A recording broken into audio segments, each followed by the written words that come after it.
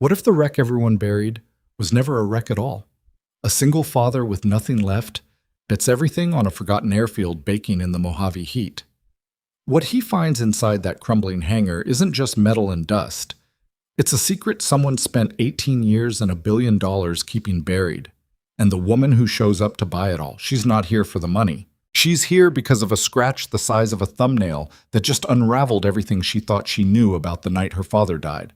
If this story already has you, hit that like button right now, drop a comment with the city you're watching from, and let's see exactly how far this desert secret travels. The morning Logan Mercer drove out to look at the property for the first time, his truck's air conditioning had been broken for 3 weeks, and he had exactly $412 in his checking account.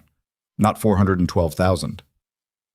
412. The kind of number that makes a man do the math in his head on the drive out, checking and rechecking whether he can still cover groceries, whether the electricity will stay on through the end of the month, whether his daughter's school shoes are going to hold together another season, or whether that's the bill that finally breaks something. He had the address written on a gas station receipt because his phone screen was cracked bad enough that he couldn't read Google Maps anymore without tilting it at an exact angle toward the light. The Mojave in late September still punishes. The temperature gauge on the truck read 103, and the pavement on Route 62 shimmered and buckled the way cheap asphalt does when it's been baked too many years without maintenance. Logan drove with the windows down, left arm resting on the door, squinting into a sun that felt personal, like it had something against him specifically. He almost missed the turn. There was no sign. The county road leading out to the property wasn't on most maps. It had been paved sometime in the late 70s and apparently forgotten immediately after, because it had the texture and color of something unearthed from a time capsule, cracked like old pottery, scattered with rocks. His truck suspension rattled hard enough that a half-empty water bottle rolled off the passenger seat and hit the floor. Logan didn't pick it up. He kept driving. The airfield appeared as a smear on the horizon first, low, flat structures against the pale yellow-brown of the desert floor, heat shimmer turning everything at the edges into liquid. As he got closer, detail resolved out of the blur. A chain-link fence, sections of it rusted and leaning outward, a control tower that had never been tall enough to be impressive, now missing its top third. 2 smaller structures that might have been offices once, windows long gone, interiors open to whatever birds or animals had claimed them over the years. And behind all of it, dominating the property the way a barn dominates a farm. A hangar. Enormous. Corrugated steel panels gone orange-brown with oxidation. The 2 massive rolling doors facing west had been chained shut with a lock the size of a grapefruit. Logan sat in the truck for a minute, with the engine running.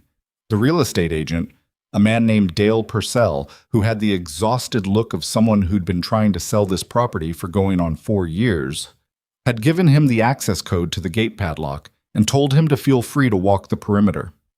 "Take your time," Dale had said over the phone that morning. "Nobody else is rushing to put in an offer." He hadn't been wrong. Logan got out. The heat hit him like a wall of dry exhaust. He pulled the gate open, drove through, parked beside the smaller of the 2 office structures. When he stepped out again, the silence was so complete it felt pressurized. No wind, no birds, just the faint metallic tick of his engine cooling and the weight of open sky above a land that had decided, a long time ago, to be empty. He stood there for a moment with his hands in his pockets and looked at the hangar. What he was doing was insane. He knew it. His sister had told him it was insane. His best friend Marcus had told him it was insane. The loan officer at the bank, a patient, careful woman named Mrs. Delaney, who had sat across from him with his financial statement on her desk between them, had looked at him with the particular expression of someone trying to be kind while delivering a verdict, and suggested very gently that maybe he might want to reconsider. The property was listed at $240,000. Logan had managed to scrape together $60,000, $30,000 from the sale of his house, $15,000 from a personal loan he'd taken against the only asset he had left, which was a '94 Ford flatbed he used for towing work, and the remaining $15,000 from a combination of savings that had taken 8 years to accumulate, and a second loan from his sister that she could not really afford to give him. The remaining $180,000 was a banknote that had been approved for 30 years, with a monthly payment that assumed he'd be generating revenue from the property within 6 months. Revenue from what, exactly, was the question nobody had been able to answer, including Logan. He walked to the hangar. The lock on the main doors was a 4-digit combination. Dale had given him that too, on the same scrap of paper. Logan worked the dial, felt the mechanism release, pulled the chain free and let it drop with a sound that echoed off the steel walls and the empty desert and disappeared into the sky. He grabbed the handle on the right side door and pulled. The door moved, slowly, heavily, wheels on the overhead track grinding and protesting with a metallic shriek that made him wince. But it moved. He pulled it 6 feet, 8 feet, 10, and then stepped back as the interior of the hangar came into view. He stood very still. The light came in at a low angle from the west, doing what desert afternoon light does, turning everything it touched amber and gold, casting long shadows behind whatever stood in its path. And there were things standing in its path. Shapes, low, sleek, covered in tarps that had once been gray and were now ivory with age and dust. 9 of them, arranged in 2 rough rows on the hangar floor like sleeping animals, and beside them, further back, taller. 3 more shapes, taller and rounder, the unmistakable silhouette of helicopters even under canvas covers. Logan walked in slowly. The floor was concrete, old but solid. He could feel the temperature drop as he moved away from the open door. The hangar retained cool, the way thick concrete does. His footsteps echoed. He moved to the nearest covered shape and crouched beside it, taking the edge of the tarp between 2 fingers and lifting it. The side panel of a car appeared. Low. Fiberglass. Painted a red so deep it was almost purple in the indirect light. He lifted the tarp higher and saw a wheel well. Carbon fiber rim, slick, low-profile tire that looked impossibly like it had air in it. He pressed his thumb against the sidewall. Firm. He reached under the tarp and pressed the brake disc. Smooth, no surface rust. He pulled the tarp further and the roofline came visible, raked at an angle you didn't see on production vehicles, the kind of angle that existed only in wind tunnels and design studios. Logan let the tarp fall back.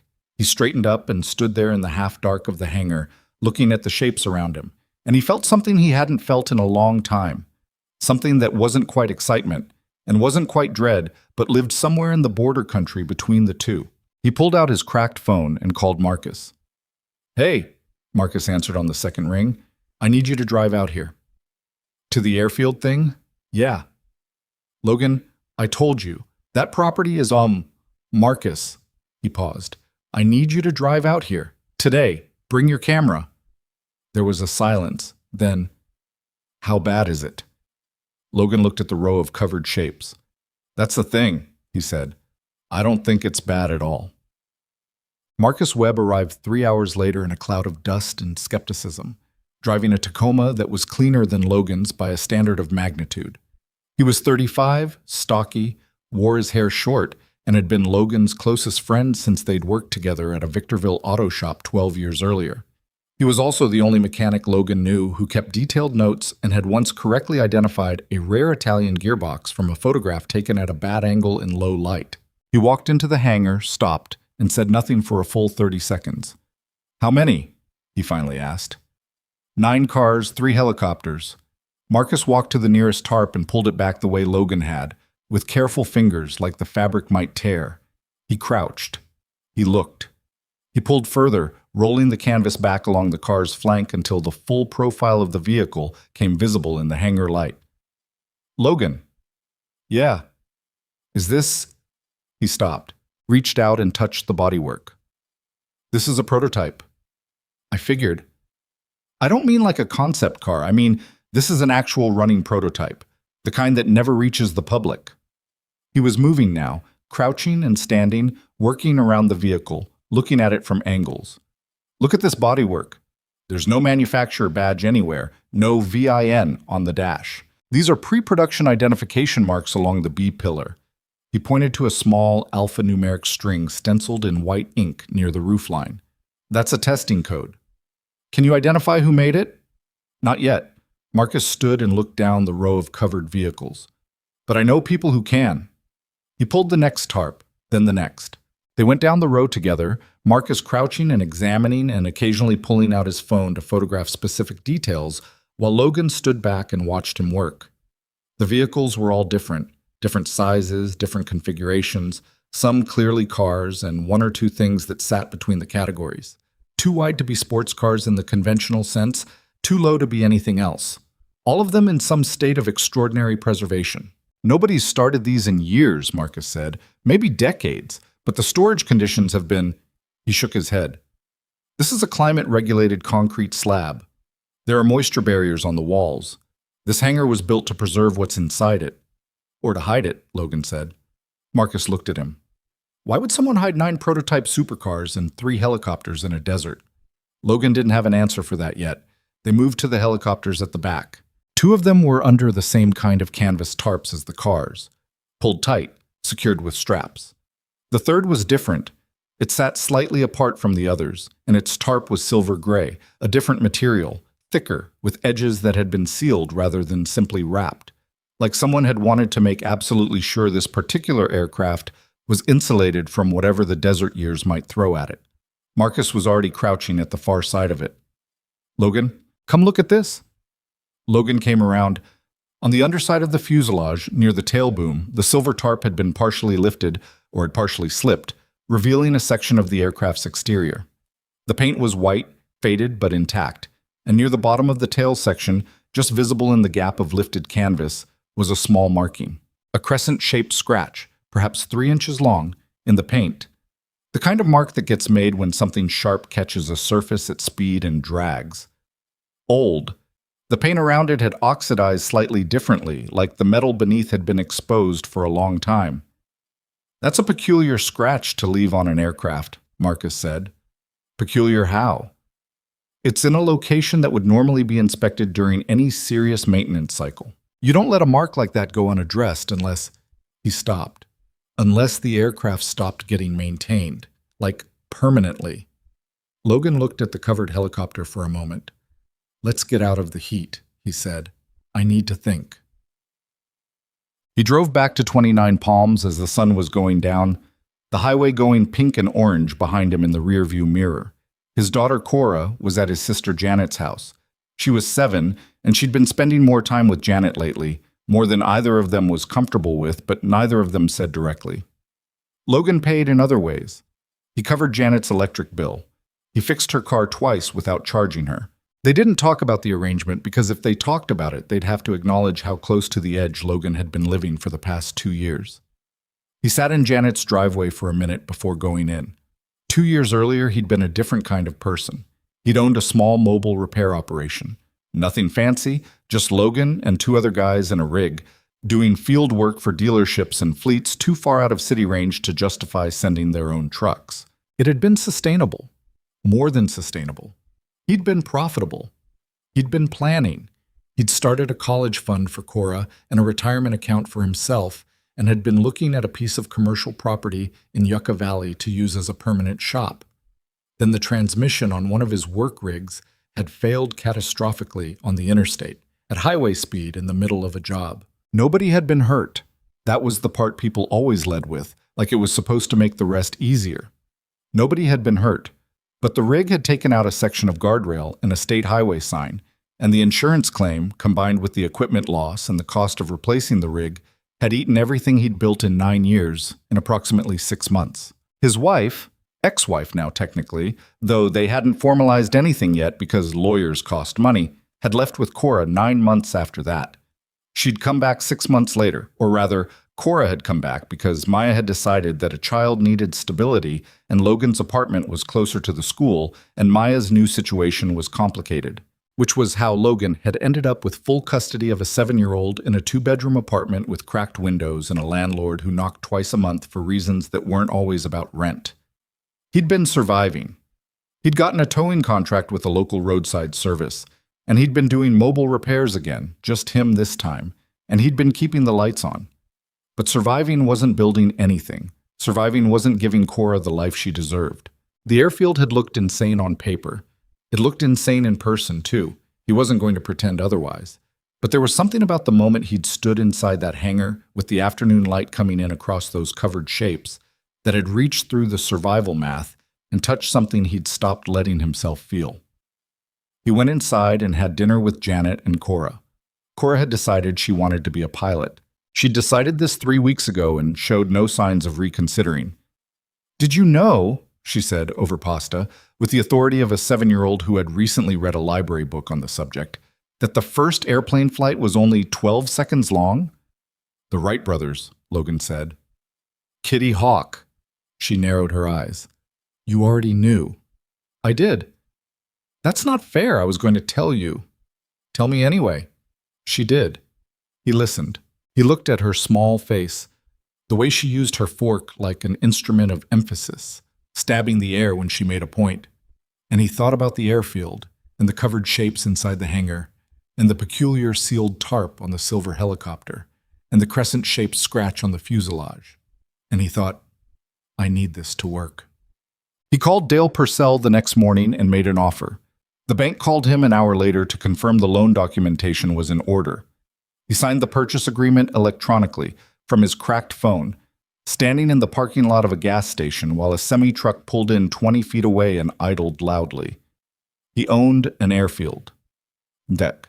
5 days after the sale closed, a black SUV appeared at the gate. Logan was inside the hangar working. He'd gotten one of the tarps fully off the first vehicle in the left row and had been photographing and cataloging what he'd found. The car was extraordinary, even to his eyes, which were mechanical rather than aesthetic. The engineering was extraordinary. The tolerances on the bodywork panels were tighter than anything he'd seen on production vehicles. The interior, he'd gotten the door open with some effort, was stripped to the essentials. Racing bucket, instrumentation, no radio, no comfort features, nothing that added weight without adding function. The instrument cluster was custom, marked in units he didn't fully recognize. He heard the gate and went outside. The SUV had stopped at the chain link. A woman was getting out of the passenger side. She was tall, dressed in what Logan would have described somewhat helplessly as city clothes, dark slacks, a structured jacket, her dark hair pulled back. She moved toward the gate with the deliberate pace of someone accustomed to arriving places and having the places adjust to accommodate her presence. A man was getting out of the driver's side simultaneously, taller, broader, with the specific type of watchfulness that usually meant security. The woman stopped at the fence. Mr. Mercer? Logan walked toward her. That's me. My name is Evelyn Ashford. She said it the way some people state the weather, factual, not unfriendly, but not performing warmth either. I believe you recently purchased this property. I did. I'd like to speak with you about it, if you have a few minutes. Logan had heard the name. He'd have had to be living under a rock not to. Ashford Aerospace was in the news regularly enough that even someone who didn't follow business coverage picked it up by osmosis. He knew the company made aviation components, that it had grown dramatically in the past decade, that it was publicly traded, and that its founder had died under circumstances that had generated news coverage before fading into the category of things people only remembered when prompted. What he didn't know, couldn't have known, was whether Evelyn Ashford was here to offer him a check or something more complicated. Come in, he said, and unlatched the gate. She walked with him toward the hangar.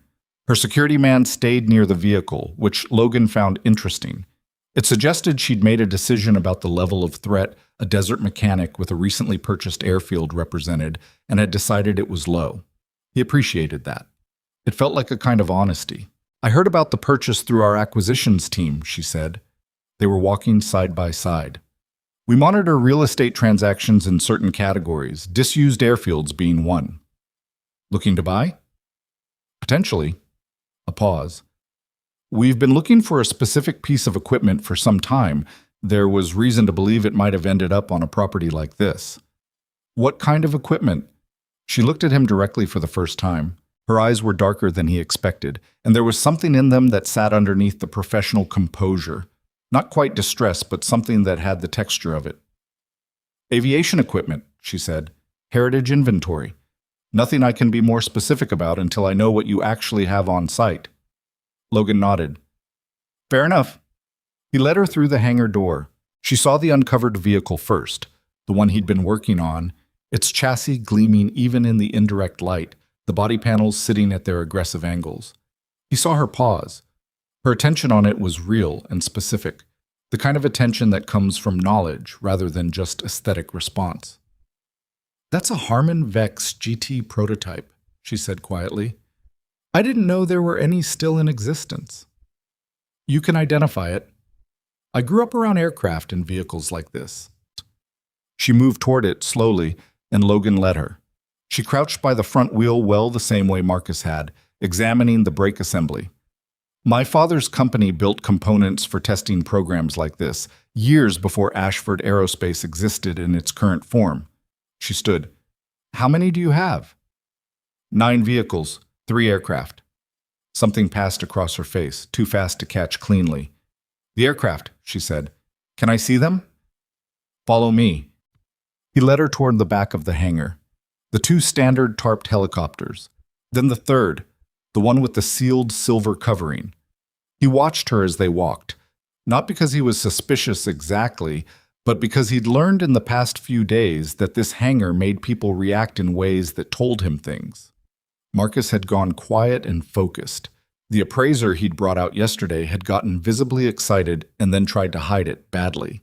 He was developing a read for what the collection did to people who knew things. What Evelyn Ashford did when she saw the sealed silver tarp was go still. Not the stillness of someone processing information, a different kind. The stillness of someone who has just seen something that reorganizes the room around it. She walked to it slowly. Her security man, Logan noticed, had followed them inside at some point and was standing near the door, but she didn't look back at him. She walked to the silver-covered helicopter and stopped beside it. Then she crouched, carefully, and reached for the edge of the canvas where it overlapped the underside of the tail boom. She lifted the edge, found the gap where the tarp had partially separated, looked at the fuselage beneath. Logan couldn't see her face from where he stood. She stayed crouched for what felt like a full minute. Then she straightened up. When she turned to face him, her expression was controlled. The professional composure was back in place, but her hands, he noticed, were not entirely steady. "Mr. Mercer," she said, "I need to ask you something, and I need you to tell me the truth." "Go ahead." "Have you opened this aircraft? Removed anything from it? Given anyone else access to it before now?" "No to all of it," he said. "That's the only one I haven't touched." The seal looked intentional. She looked at him for a long moment, with the expression of someone calculating whether to trust a person they've just met. "The tarp on this helicopter," she said. "That's not a standard canvas cover. It's a sealed archival storage shell, the kind used when something needs to be preserved indefinitely." She paused. "The marking on the fuselage, under the tarp, near the tail. Did you notice it?" "The scratch," Logan said. "Yeah." "It's not a scratch," she said. "It was a mark my father made on one of his helicopters when I was 9 years old. He said—" She stopped, looked away for a second, at the hangar wall. "He said it was a crescent moon, and that any machine carrying it would always find its way home." Logan said nothing. "The helicopter my father died in," she continued, "was declared destroyed. Wreckage recovered, formally decommissioned, cremated in the accident investigation. That was the official record." She looked back at the silver-tarped aircraft. "I have never believed it. Not for 18 years. And now I'm looking at the paint pattern on a fuselage under an archival tarp in a desert hangar, and I'm telling you, that is my father's aircraft." The hangar was very quiet. Outside, distantly, a truck was moving on the highway somewhere. Logan could hear his own breathing. "That's a serious thing to say," he said. "I know. If you're right about what that means, then everything in the official record about my father's death is wrong," she said. "Yes, I know." She looked at him again, and this time the composure was thinner, and he could see more of what was underneath it. Not weakness, something more complicated than that. "Mr. Mercer, I want to buy this collection. I'll pay a fair price, whatever assessment determines. But specifically, that aircraft. I need to know what's inside it, and I need that to happen before anyone else touches it." Logan looked at the silver tarp, at the sealed edges, at the woman standing beside it who wasn't entirely composed and wasn't pretending to be. "I'm not selling," he said. Her expression shifted. "Excuse me?" "Not right now, not to you and not to whoever else calls this week. And I'm guessing there will be others." He put his hands in his pockets. "I don't know what's in this hangar yet. I don't know what any of it means or who it belongs to or what the right thing to do with it is. I just bought this place 5 days ago. And you're telling me that one of the aircraft in here might be connected to an accident that killed your father, which was officially documented, which involves a corporation worth... He paused. How much is Ashford Aerospace worth right now? A beat. Publicly? 11 billion. Right, Logan said. So no, I'm not selling anything. Not until I know what I have. Evelyn Ashford looked at him for a long moment. You understand, she said carefully, that there are people who have a significant interest in this collection not being examined too closely. I'm getting that impression, yeah. Those people have resources. So do I, Logan said. Less of them. But I've got the property deed and a chain on the gate. Something happened in her expression then. It wasn't quite a smile. She seemed like someone who'd gotten out of the habit. But it was adjacent to one, the edge of something. I want to help, she said. Formally, I have access to people who can identify every vehicle in this hangar and trace their histories. Aviation engineers, forensic specialists, historians with clearance for sealed manufacturer records. If we work together, that depends, Logan said, on what working together means for you. Because you have an obvious personal stake in what's inside that helicopter, which means you're not neutral, which means I need to understand your angle before I let you bring a team into my hangar. My angle, she said, is finding out whether my father was murdered. That's the entirety of it. Logan looked at her. The directness of it was disarming. It was either completely honest or a very good performance, and he'd spent enough time around people who wanted things from him to know that at this particular moment, he couldn't tell the difference. All right, he said, come back tomorrow. Bring your expert. Just one, to start. She nodded. Dr. Victoria Hale. She's the best forensic aviation engineer in the country. One person, Logan repeated, and we go through every vehicle together. Every document, every compartment, every piece of engineering data. Nothing gets removed from this property without my sign-off. You agree to that, we can talk about what comes next. Agreed, she said, without hesitation. They shook hands at the middle of the hangar beside the silver-covered helicopter, with the smell of old metal and preserved rubber and dry desert heat around them, and Logan had the distinct and unsettling feeling that he had just agreed to something much larger than a professional arrangement. That evening, he sat on the front step of his apartment while Cora did homework at the kitchen table inside, visible through the window, her head bent over a worksheet. The street was quiet. Someone's sprinkler was running 2 houses down, and the sound of it, rhythmic, steady, completely out of place in the desert, was oddly comforting. His phone had 7 missed calls, 4 from numbers he didn't recognize, 1 from Marcus, which he returned, 2 from a law firm in Los Angeles that he Googled and confirmed was one of the largest in the state, which he did not return. They're already calling, Marcus said. 4 unknowns, probably more tomorrow. Logan, a pause. Do you understand what you might have in that hangar? Not fully, not yet. The 2 cars I photographed today, I sent the images to a guy I know at an automotive history archive. He came back inside 2 hours. One of them is a Harman Vex prototype that was listed as destroyed in a manufacturer's inventory write-off from 2006. The other one, Marcus paused again. Logan, the other one doesn't have an official record anywhere, which is either a clerical issue or someone made sure it didn't have one, Logan finished.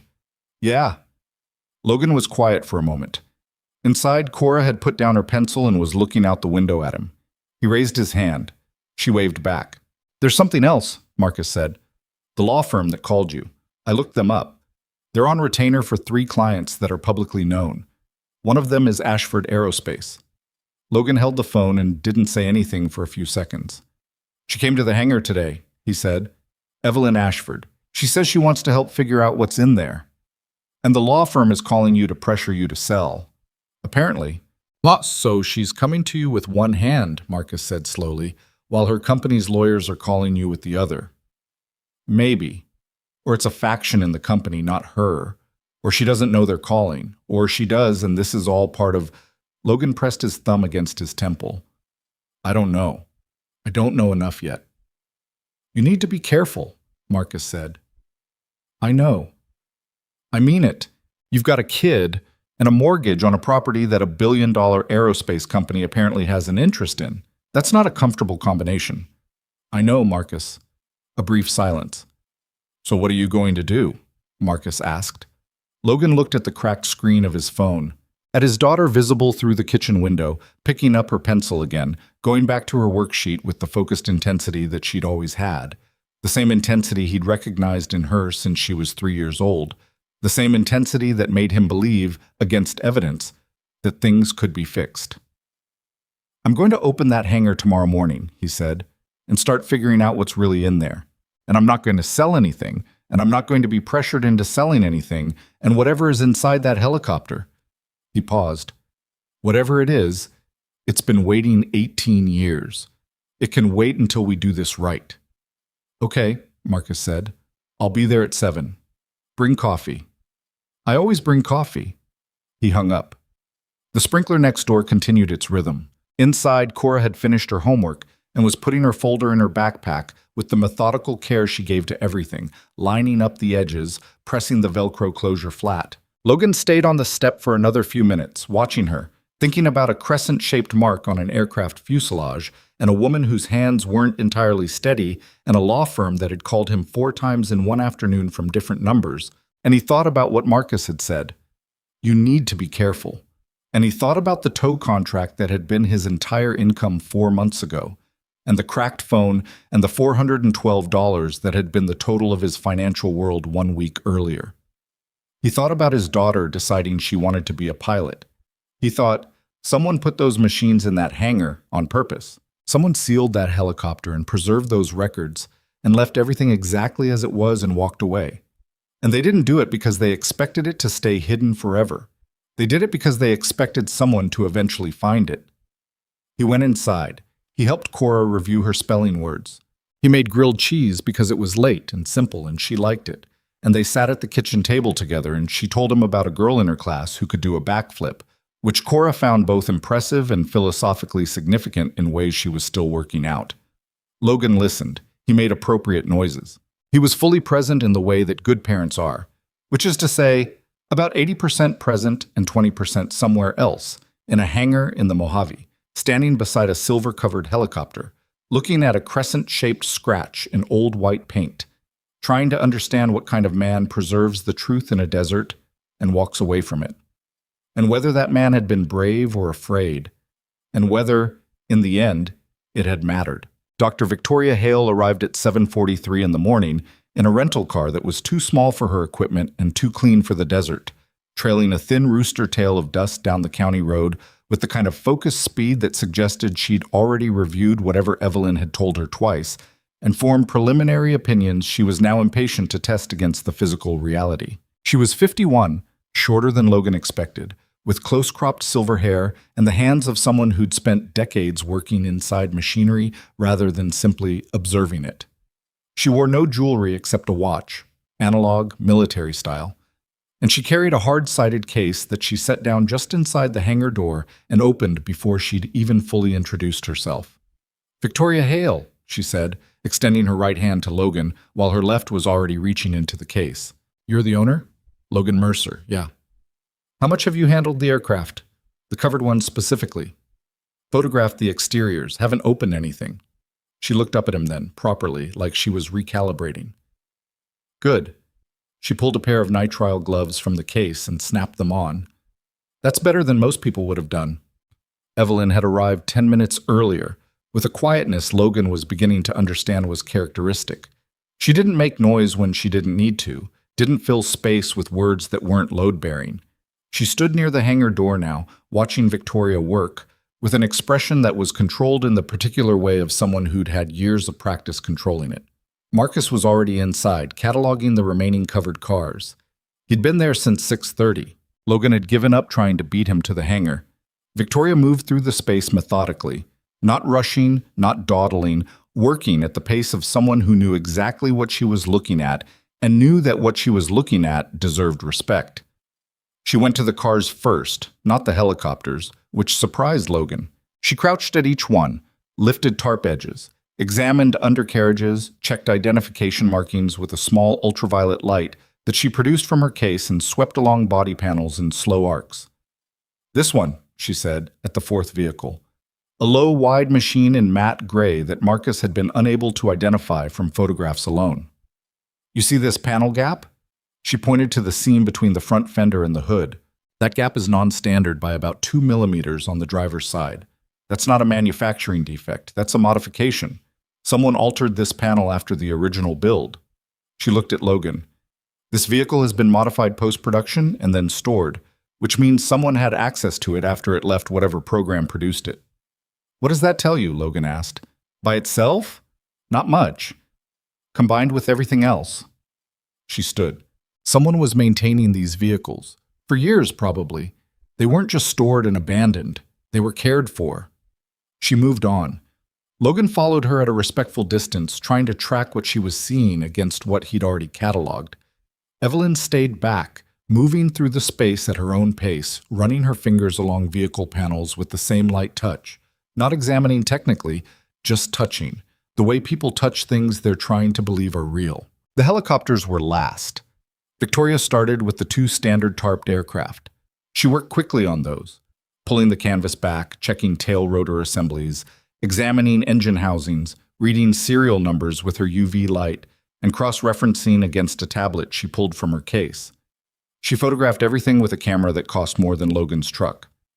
These 2 are documented, she said after 20 minutes, both from a testing program that was officially closed in 2009. The manufacturer, I'll need to confirm but I'm reasonably certain, was a subsidiary of a company that was acquired by Ashford Aerospace in 2011. She said this without looking at Evelyn. Evelyn didn't respond. She was already standing beside the 3rd helicopter, the silver tarped one, waiting. Victoria came to it last, with the deliberateness of someone who'd known the whole time that this was the one that mattered and had been building toward it. She examined the archival tarp first. The material, the sealing method, the way the edges had been bonded to the concrete floor with a strip of chemical adhesive that had hardened to something like amber over the years. This wasn't sealed by an amateur, she said.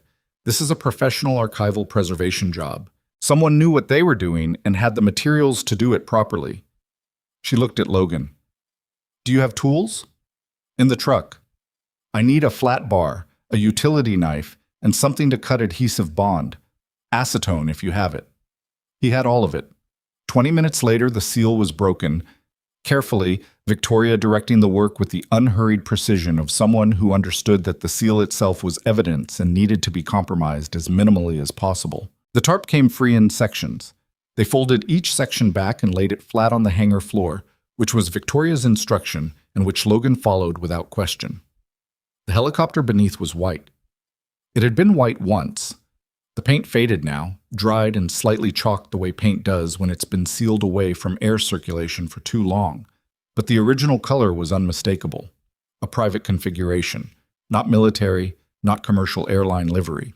A custom interior visible through the side windows, which were intact, clean on the inside where the tarp had protected them, filmed with the fine dust that had migrated through microscopic gaps over the years. On the fuselage, near the tail boom, the crescent-shaped scratch. 3 inches. Old. Real. Evelyn made a sound. Barely audible. Something between an exhaled breath and a word that didn't complete itself. She put one hand flat against the fuselage, palm down, and held it there. Nobody said anything. Victoria waited a respectful 10 seconds, then moved to the tail section and began photographing the scratch, the paint around it, the oxidation pattern, the metal beneath where it was exposed. She worked inward from the tail, checking the airframe, the rotor hub, examining the engine cowlings with careful hands. The rotors are folded, she said. Transport configuration. This aircraft wasn't parked. It was prepared for storage. Someone folded the rotor blades, secured the swash plate, drained the fuel system. She moved around to the opposite side. The fuel lines have been treated. You can see the residue of a preservation compound here. She pointed to a fitting near the engine bay. This is a specific compound that's not commercially available. It's used in long-term aerospace storage protocols. Military? Logan asked. Or someone with access to military-grade preservation materials? She crouched and examined the underside of the fuselage. The landing skids have been cleaned and coated. The main rotor mast has a protective cover. She stood.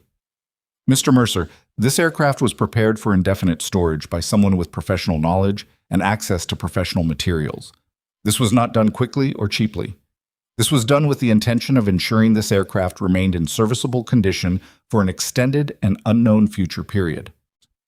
Someone was preserving it, Logan said. Someone was preserving it, Victoria agreed. And given the identification mark on the tail, she looked at Evelyn. I'll need the serial number from the interior console, if you're willing to authorize opening the cabin. Evelyn lowered her hand from the fuselage. Yes, she said. Open it. The cabin door took 3 minutes to unseal. The door seals had dried and bonded slightly, but it came open cleanly. The interior was dim, smelling of the preservation compound and old upholstery and the specific enclosed space mustiness of something sealed for many years. 2 seats, a center console, instrumentation that was more sophisticated than standard for a private helicopter of its apparent era, a custom avionics panel that Victoria immediately recognized as non-standard. On the center console, under a strip of masking tape that had dried to crumbling, a handwritten serial number in black marker. 6 digits and a letter. Victoria photographed it, typed it into her tablet, waited. I need to make a call, she said. She stepped outside the hangar. Logan and Evelyn stood in the cabin doorway, not inside, respecting the space. The morning was heating up. Through the open hangar doors, Logan could see his truck and Evelyn's SUV parked side by side on the cracked concrete apron, looking like a practical joke about wealth disparity. I didn't expect it to feel like this, Evelyn said quietly. She wasn't talking to him specifically, more like talking at the space in front of her. Like what? Real. She paused. I've been looking for something like this for a long time. Not this specifically. I didn't know what I was looking for, but evidence. Something tangible that told me I wasn't building a story out of grief. She looked at the crescent scratch. My father made that mark the week before he died. He showed me. He thought it was funny. This tiny little thing on this massive machine. He had a strange sense of humor. What was he like? Logan asked. It was a clumsy question, maybe. He knew it while asking it. But she'd started the conversation and he didn't know how else to continue it. She thought about it for a moment genuinely. He was the kind of person who remembered things about people that they'd forgotten about themselves. He'd meet someone once, 6 years earlier, and the next time he saw them, he'd ask about their daughter's science project. He actually cared, not as a technique, just as himself. She stopped. That's a hard thing to fake for decades, if you're wondering. I've met people who do it as a skill. It doesn't look the same. Did he know what was happening in the company before he died? The question sat in the air between them. I think so, she said. I think he found something and he was trying to decide what to do about it. He called me 2 weeks before the crash. He said, she stopped. He said there were some things about the business he was going to have to deal with, and that whatever happened, I should understand that there were things more important than the company. What did you think he meant? I thought he was tired. He'd been working too hard for years. I thought... She compressed her lips. I thought it was exhaustion talking. I didn't take it seriously enough. Victoria came back in, moving at a slightly different pace than she'd left. Not faster, but with a different quality of intention. The serial number matches an aircraft registered to Ashford Aviation Holdings, the predecessor company, she said. Registration was canceled in 2006. She paused. The official record lists the reason for cancellation as destruction following an accident, the crash that killed Richard Ashford. She looked at Evelyn steadily. This aircraft cannot legally exist. The hangar was very quiet. And yet, Logan said. And yet, Victoria agreed. It's said. They worked through the rest of the morning and into the afternoon, and the picture that assembled itself from the evidence in the hangar was not clean or simple or the kind of thing that resolved into a clear narrative quickly. It was the other kind, the kind that raises 3 questions for every one it answers, the kind that makes careful people slow down and reconsider rather than rushing toward conclusions. The vehicle's maintenance logs were inside the hangar's old equipment office, a small room off the main floor, its door swollen in the frame from heat cycling over the years, which was why nobody had opened it yet. Marcus found it by accident, pushing against the wall in the process of moving one of the tarps and feeling the door shift under his hand.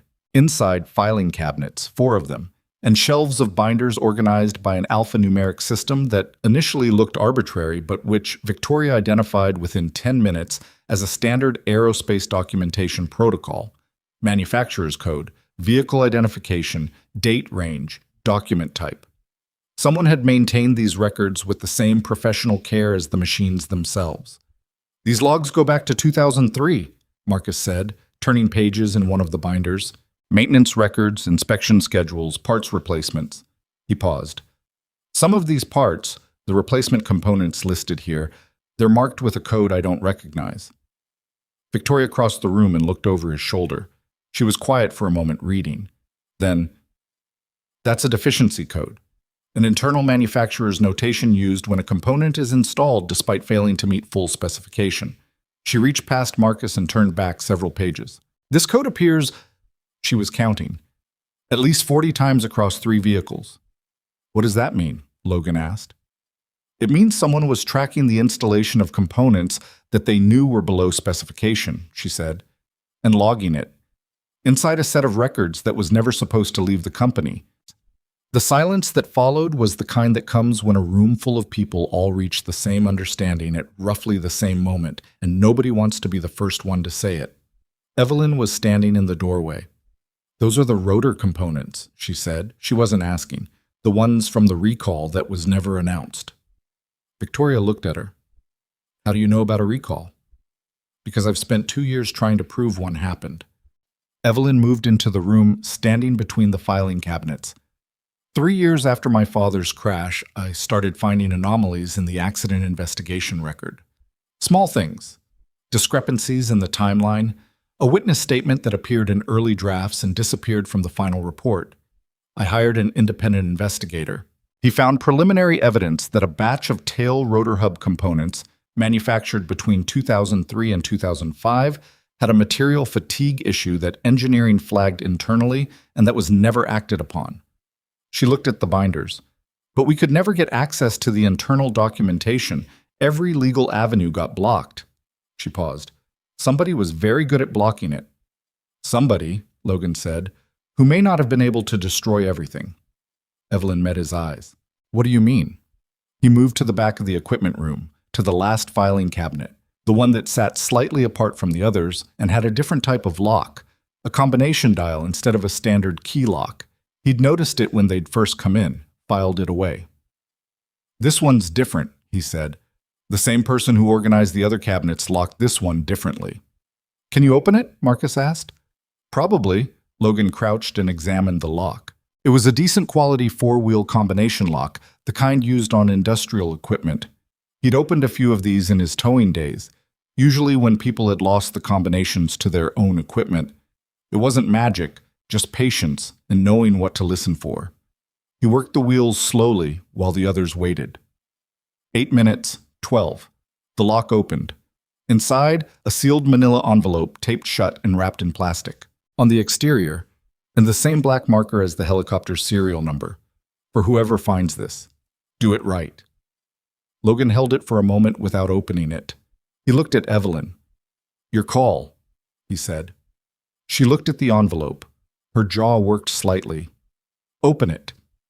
Inside the envelope were 3 things: a USB drive, a folded document with an official company seal on the header, dated 2006, and a handwritten letter on plain paper, 2 pages, in handwriting that made Evelyn put her hand over her mouth and look away for a second. "That's my father's handwriting," she said. Her voice was flat in the way voices get when emotion is being managed aggressively. Logan didn't read the letter aloud. He handed it directly to Evelyn. She took it. She moved to the far wall of the equipment room and stood facing it, and they let her have the space while she read. Nobody spoke. Marcus studied the maintenance logs. Victoria opened her tablet and began cross-referencing document types. Logan stood near the filing cabinet and looked at the USB drive and the sealed company document and thought about a man who'd assembled evidence in a desert hangar and sealed it and walked away from it and died. Or had died. Evelyn came back. Her eyes were dry. Her composure was back in its full form, but there was something different underneath it now, something more settled maybe, or just more definite. He found the component deficiency reports in early 2006, she said. He was already suspicious. There had been 2 non-fatal accidents involving the same aircraft configuration in the 2 years before his crash. He started asking questions inside the company. He was told the investigations were ongoing, that the engineering review was comprehensive. He didn't believe it. She folded the letter carefully. He hired his own forensic engineer privately. That person documented the material fatigue issue in the rotor hub components and submitted a formal recommendation to the company's board. The recommendation was buried. The engineer was... She stopped. He says the engineer left the company shortly afterward under circumstances he describes as arranged. Who arranged them? Victoria asked. He names an executive, someone who was on the board at the time. She paused. Who is still on the board? Logan felt something shift in the room. Not a physical thing. Just the specific gravity that descends on a situation when it becomes clear that what's being discussed is no longer just history. He says in the letter, Evelyn continued, that he was planning to go to federal aviation authorities directly, that he had documentation he was going to deliver, and that he'd been warned explicitly by this executive that doing so would have consequences. She held the folded letter at her side. He writes that he thinks the consequences will be professional, that he might lose control of the company. He doesn't believe... A pause. He says he doesn't believe anyone would actually... She stopped. He didn't believe they'd go that far, Logan said. No. She looked at the hangar floor. He didn't. The sealed company document turned out to be an internal engineering assessment, 22 pages, technical language throughout, authored by a department head whose name Logan didn't recognize but which Victoria recognized immediately and with visible reaction. A senior engineer who had been publicly credited with 3 major safety innovations in the decade after the time frame on this document. An engineer who had, by Victoria's account, abruptly left the aerospace industry in 2007 and not worked in the field since. He signed this, Victoria said, turning pages. His signature is on the summary page. This assessment concludes, clearly, unambiguously, that the batch of components in question presents a significant and unacceptable risk of catastrophic failure under specific temperature and stress conditions. She looked up.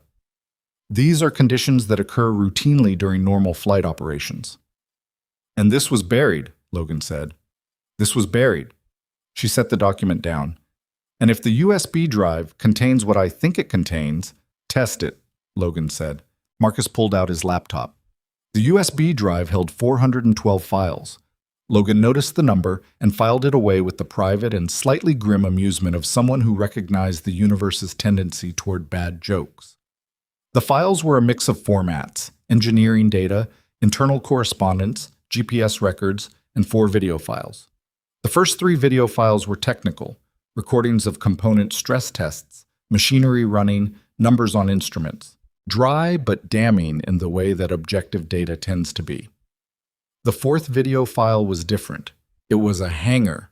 Not this hangar, a different one, cleaner and larger. The camera was fixed, security footage quality, time stamped at 11:47 p.m. on a date in October 2006. The footage showed 2 men working on a helicopter. They were moving with purpose and without conversation. One of them was doing something to the tail rotor assembly. Not maintenance, something else. Something focused and deliberate that took approximately 4 minutes. Then they left the frame. Then the hangar lights went off. Is that... Marcus started. Don't say it yet, Victoria said. She was already pulling the video into a separate window and zooming in on the tail rotor section, frame by frame. Her face was very still. Can you identify the aircraft? Evelyn asked. Give me a minute. She worked. The only sounds were the laptop fan and the distant desert, and Logan standing near the doorway watching Evelyn, who was watching Victoria with the expression of someone who has been waiting a very long time for something, and is now in the last seconds before they find out whether the wait was worth it or whether they've been wrong the whole time and everything they built around the waiting was a story they told themselves. The registration number on the fuselage, Victoria said finally. It's partially obscured by the camera angle, but 3 characters are visible. She zoomed in further. The resolution degraded. She adjusted. N4? She tilted her head. N41R. Evelyn closed her eyes. That's the registration number, she said quietly, of the helicopter my father was supposed to have boarded, the helicopter that crashed, the helicopter that was documented as destroyed. She opened her eyes. The helicopter that is sitting in this hangar under an archival tarp. Then he never boarded it, Logan said. Then he never boarded it, she said. Victoria sat back from the laptop. She looked at the document on the table, the USB drive, the maintenance log spread around the equipment room. Then she looked at Logan with an expression he hadn't seen from her before, past the professional composure, past the technical focus, into something more direct. Mr. Mercer, she said, you understand that what's in this room constitutes evidence of federal crimes. I'm starting to. You understand that the people who have an interest in this not becoming public have already... She gestured toward the phone in his pocket, toward the missed calls from the law firm he'd told her about that morning. They're not going to stop. Yeah. He looked around the room, the cabinets, the binders, the document, the laptop with its paused video footage. But they don't know what we found today. They'll know soon enough, she said. People always find out sooner than you expect. Then we move faster than they expect, Logan said. He looked at Marcus. I need copies of everything. Today. Not just the USB. Everything in those cabinets. Photographed, scanned if we can manage it, documented. I can have a portable scanner here by noon, Marcus said. Get it. He looked at Victoria. Can you start preparing a formal assessment? Something that could stand up in a federal review? I've been making notes since this morning, she said. But Logan, it was the first time she'd used his first name. A formal assessment means going on record. It means my name on a document that contradicts an 18-year-old official finding. That creates exposure for me. I know, he said. I'm not asking you to do it today. I'm asking if you can. She was quiet for a moment. Yes, she said. I can. He turned to Evelyn last. She was still holding her father's letter. You have access to independent aviation authorities, he said.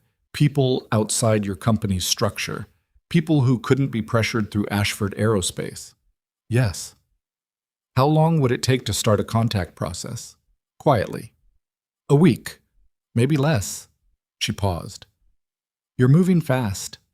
I told you I wasn't selling. I didn't say I wasn't moving. He looked at the sealed document on the table. Your father built this case. He put it here. He built it carefully, and he preserved it, and he expected someone to find it and do something with it. He picked up the USB drive and turned it in his hand. I don't know why he couldn't do it himself. Maybe he ran out of time. Maybe he was scared. Maybe something happened that he didn't expect. He set the drive back down. But we have it now, and I am not going to be the person who lets it sit in a filing cabinet for another 18 years because I was nervous about the size of the people on the other side. The equipment room was quiet for a moment. Marcus said, I'll call about the scanner. He stepped outside. Victoria went back to her tablet, cross-referencing files and making notes in a speed that suggested she'd already decided, back when she said yes, and was now running on that decision rather than reconsidering it. Evelyn looked at Logan. Why? She asked. You didn't have to go this far. You could have sold the collection and walked away with enough money to... Because someone trusted this to be found, he said. It came out simpler than he meant it to. He'd had something more articulate somewhere in his head, but that was what came out. And because my daughter wants to be a pilot, he paused, and because the first person who tried to do the right thing with this information lost his life over it. I'd like that to have counted for something. She held his gaze for a moment, the kind of moment where someone is deciding whether what they just heard is real or performed, doing the calculation you always do with people you've just met. Then she nodded. All right, she said. Let's get to work. The law firm called 3 more times that afternoon. Logan let it go to voicemail each time. By 5 o'clock, the portable scanner Marcus had sourced from a print shop in Palm Springs was running hot, processing the contents of the filing cabinets page by page. Victoria had filled 12 pages of handwritten notes and had drafted the outline of a formal assessment. Outside, the desert was doing what it does in the hour before sundown, the light going amber and low and sideways across the landscape, turning the ordinary extraordinary the way it always does. Logan stood in the hangar doorway for a few minutes while Marcus ran the scanner and Victoria made calls and Evelyn sat in the equipment room with her father's letter in her hands, reading it again. His phone buzzed. Not the law firm this time. A different number. Local area code. He answered. Mr. Mercer. The voice was male, middle-aged, careful. My name isn't important. I represent certain interests connected to Ashford Aerospace. I want you to know that we're aware of who visited your property today. We're aware of what direction your investigation is taking, and I want to give you a friendly opportunity to reconsider your position before this becomes complicated for everyone involved. Logan leaned against the doorframe. How complicated? The kind of complicated that involves your business licenses, your property liens, your daughter's school enrollment records. A pause. We're not threatening. We're offering perspective. That sounds like a threat. It sounds like reality. Another pause. There's also a very generous offer on the table for the property and its contents. The kind of offer that solves all of your problems permanently. Logan looked out at the desert, the flat, wide, heat-bleached landscape going gold in the late light. He thought about Cora at Janet's right now, probably doing her homework with the same focused intensity, probably with her library book on aviation sitting next to her backpack. I'll tell you what, he said. You tell whoever you represent that if they want to make an offer, they can do it through my attorney, and that touching my daughter's school records is going to be the most expensive mistake they've ever made. He paused. Have a good evening. He hung up. He stood in the doorway for another minute. Then he called Janet, confirmed Cora was fine, and told her he might be late. He called his sister back immediately after to tell her, for reasons he didn't explain fully, not to open the door for anyone she didn't know until he got there. Then he went back inside the hangar, where Marcus was scanning documents, and Victoria was drafting an assessment, and Evelyn Ashford was sitting in an equipment room in the Mojave Desert, holding a letter from her dead father, reading it for the third time, learning who he was in the hours when he thought nobody was watching. The scanner ran through the night. The lawsuit arrived on a Tuesday, 9 days after the scanner had run through the night. Logan was at the hangar when the process server showed up, a thin man in a polo shirt who looked deeply uncomfortable with the heat and who handed Logan the envelope with the expression of someone who wanted to be somewhere else. Logan signed for it, thanked him, and waited until the man had driven back down the county road before opening it. The filing ran to 61 pages.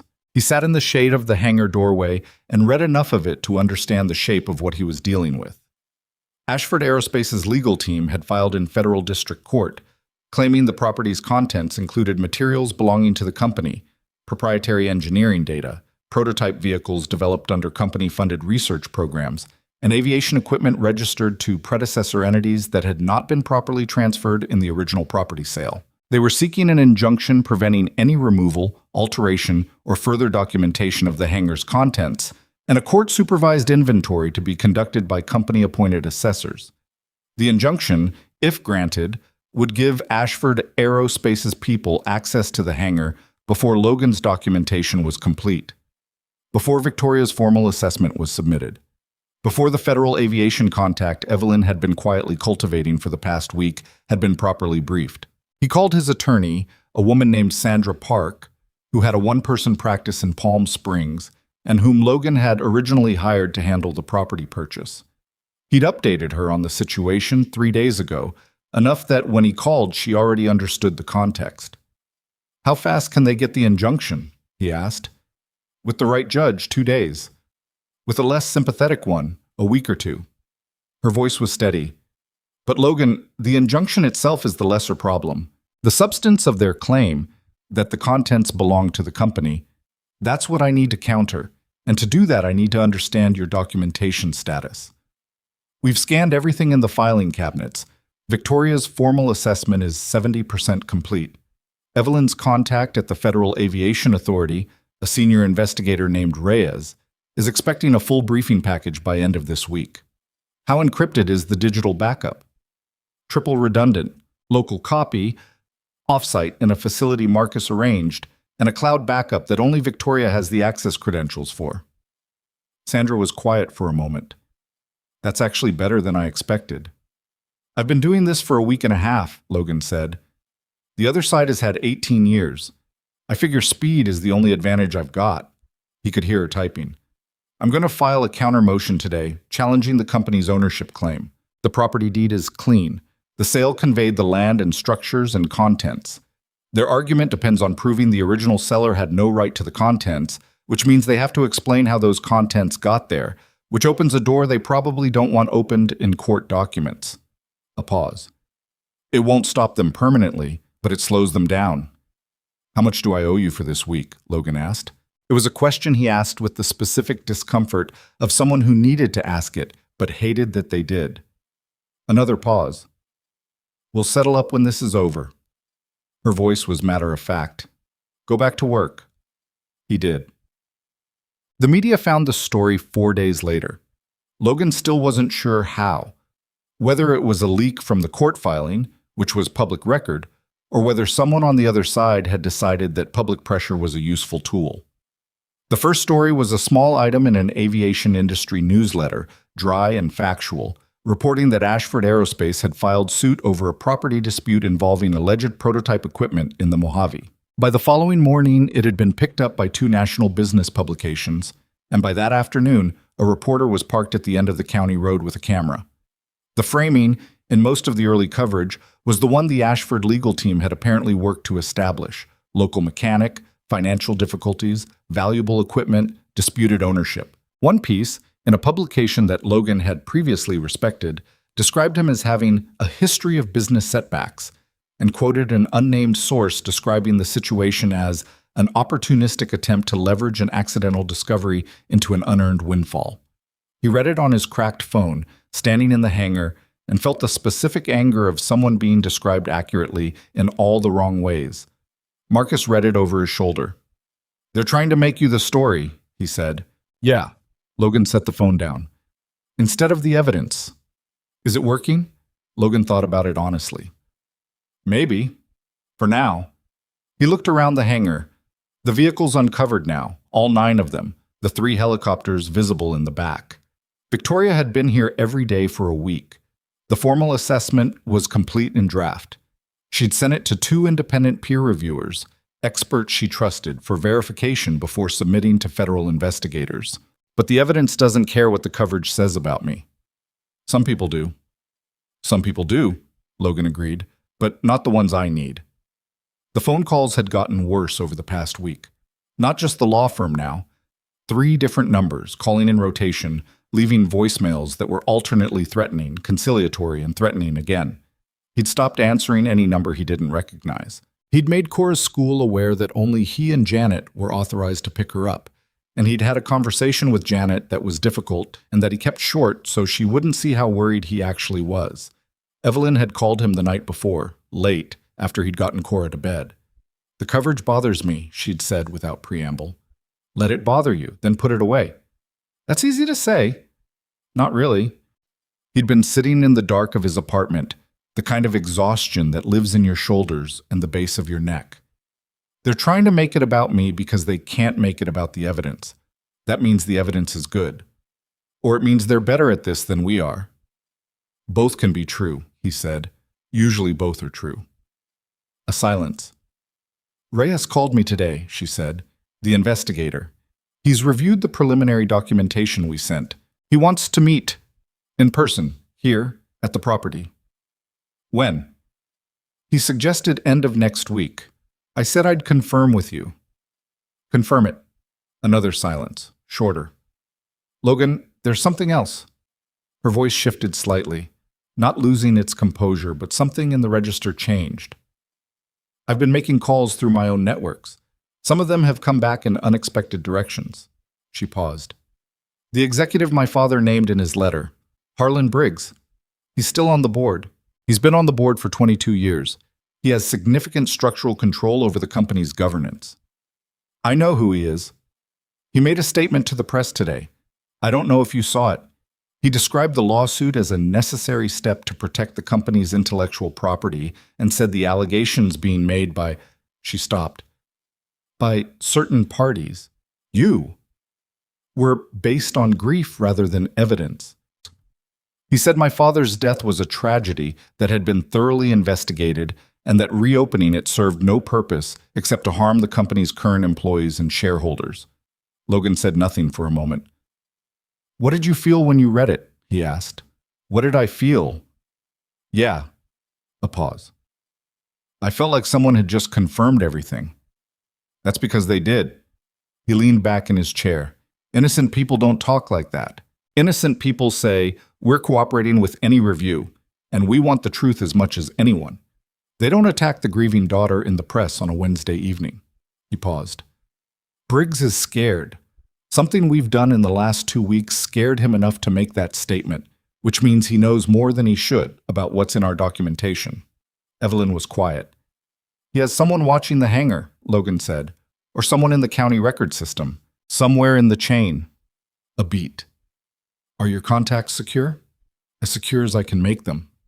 "Make them more secure." He sat up. "And send Reyes the video files. All 4. Tonight." "I was going to wait until the in-person meeting." "Don't wait. Send them now. The longer that footage only exists on our end, the more vulnerable we are." She was quiet for a second. "All right." And then, "How are you holding up?" It was the first time she'd asked.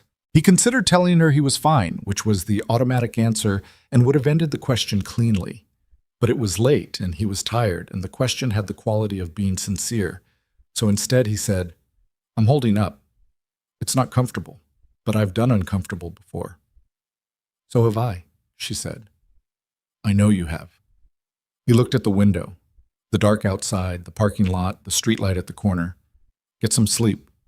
"You too."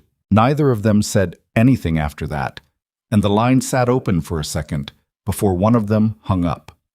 The explosion happened at 2:47 in the morning on a Thursday, 11 days after the lawsuit was filed.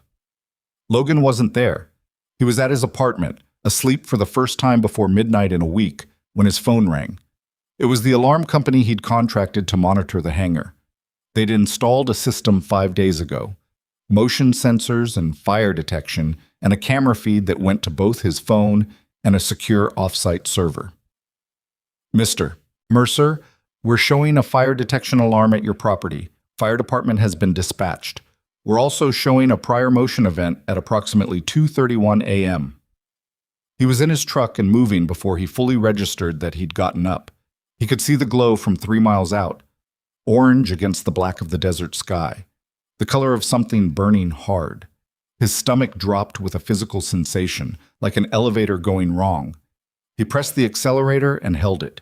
The fire department was there when he arrived, 2 units from the nearest station, working with the contained urgency of people who'd seen desert structure fires before and knew how fast they went. The hangar was not fully engulfed.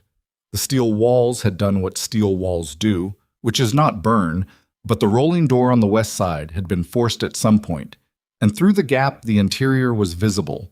And what Logan saw when he pushed past the fire line before anyone stopped him was a column of orange and black rising from the far left corner of the hangar floor.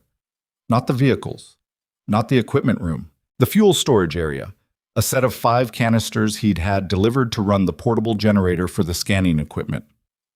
The canisters were in the corner furthest from the filing cabinets and the documented vehicles, but the fire was spreading along the floor, a thin burning trail that was not accidental and that everyone standing there could see was not accidental.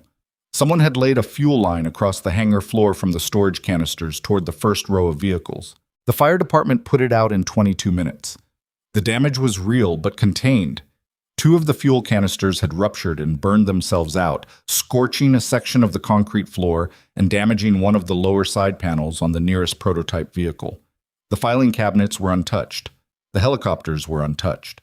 The video footage from the security camera that Logan's alarm company had pulled showed a figure, moving carefully and quickly, entering through the forced west door at 2:31, working for approximately 8 minutes, and leaving. The figure wore dark clothing and moved with the practiced economy of someone who knew exactly where they were going. Logan stood in the hangar at 4 in the morning with the fire department doing their final checks around him and looked at the burn trail on the floor and thought about what would have happened if the burn had caught differently, if the prototype vehicles had gone, if the equipment room had been reached, if 18 years of preserved evidence had been reduced to a report that said fire of unknown origin, total loss. A detective named Ochoa arrived at 4:30, A deliberate, methodical man who asked good questions and wrote everything down in a small notebook in handwriting. Logan couldn't read upside down. Logan told him everything that was relevant, including the lawsuit, the phone calls, the voicemails, the statement by Harlan Briggs. Ochoa wrote, he did not appear surprised by any of it, which Logan found either reassuring or alarming and couldn't decide which. The camera footage, Ochoa said. That's already been backed up? It went to the alarm company's server automatically, and I called my attorney on the way here, who is pulling it from the company's end independently. Okay, Ochoa looked around the hangar. Mr. Mercer, I want to be straight with you. This is going to be investigated as arson, which it clearly is, and the evidence is good enough that we'll be doing forensics on that burn trail and the point of entry. But, he paused, given the context you've described, this is going to bump up against some larger jurisdictions very quickly. Federal aviation, possibly FBI. I want you to be prepared for this to get bigger and more complicated before it gets simpler. How much bigger? Logan asked. Ochoa looked at him steadily. You're holding evidence of what sounds like multiple federal crimes committed by a publicly traded company. A sitting board member has been publicly identified in a private document as potentially connected to those crimes. And now someone has attempted to destroy that evidence. He put the notebook away. As big as it needs to get, he said. That's my honest answer. Logan called Evelyn at 5 a.m. She answered on the second ring, which told him she hadn't been sleeping either. Someone was in the hangar tonight, he said. Arson attempt. The collection is intact. The documentation is all secure. A silence. Are you hurt? I wasn't there. I'm fine. Another silence. Logan? Her voice was different from usual, stripped of the professional register, just the direct version. I'm sorry. This is because of me. Because of what my father... Stop. He was outside the hangar now, in the pre-dawn air that was still warm from the day before and smelled of burned fuel.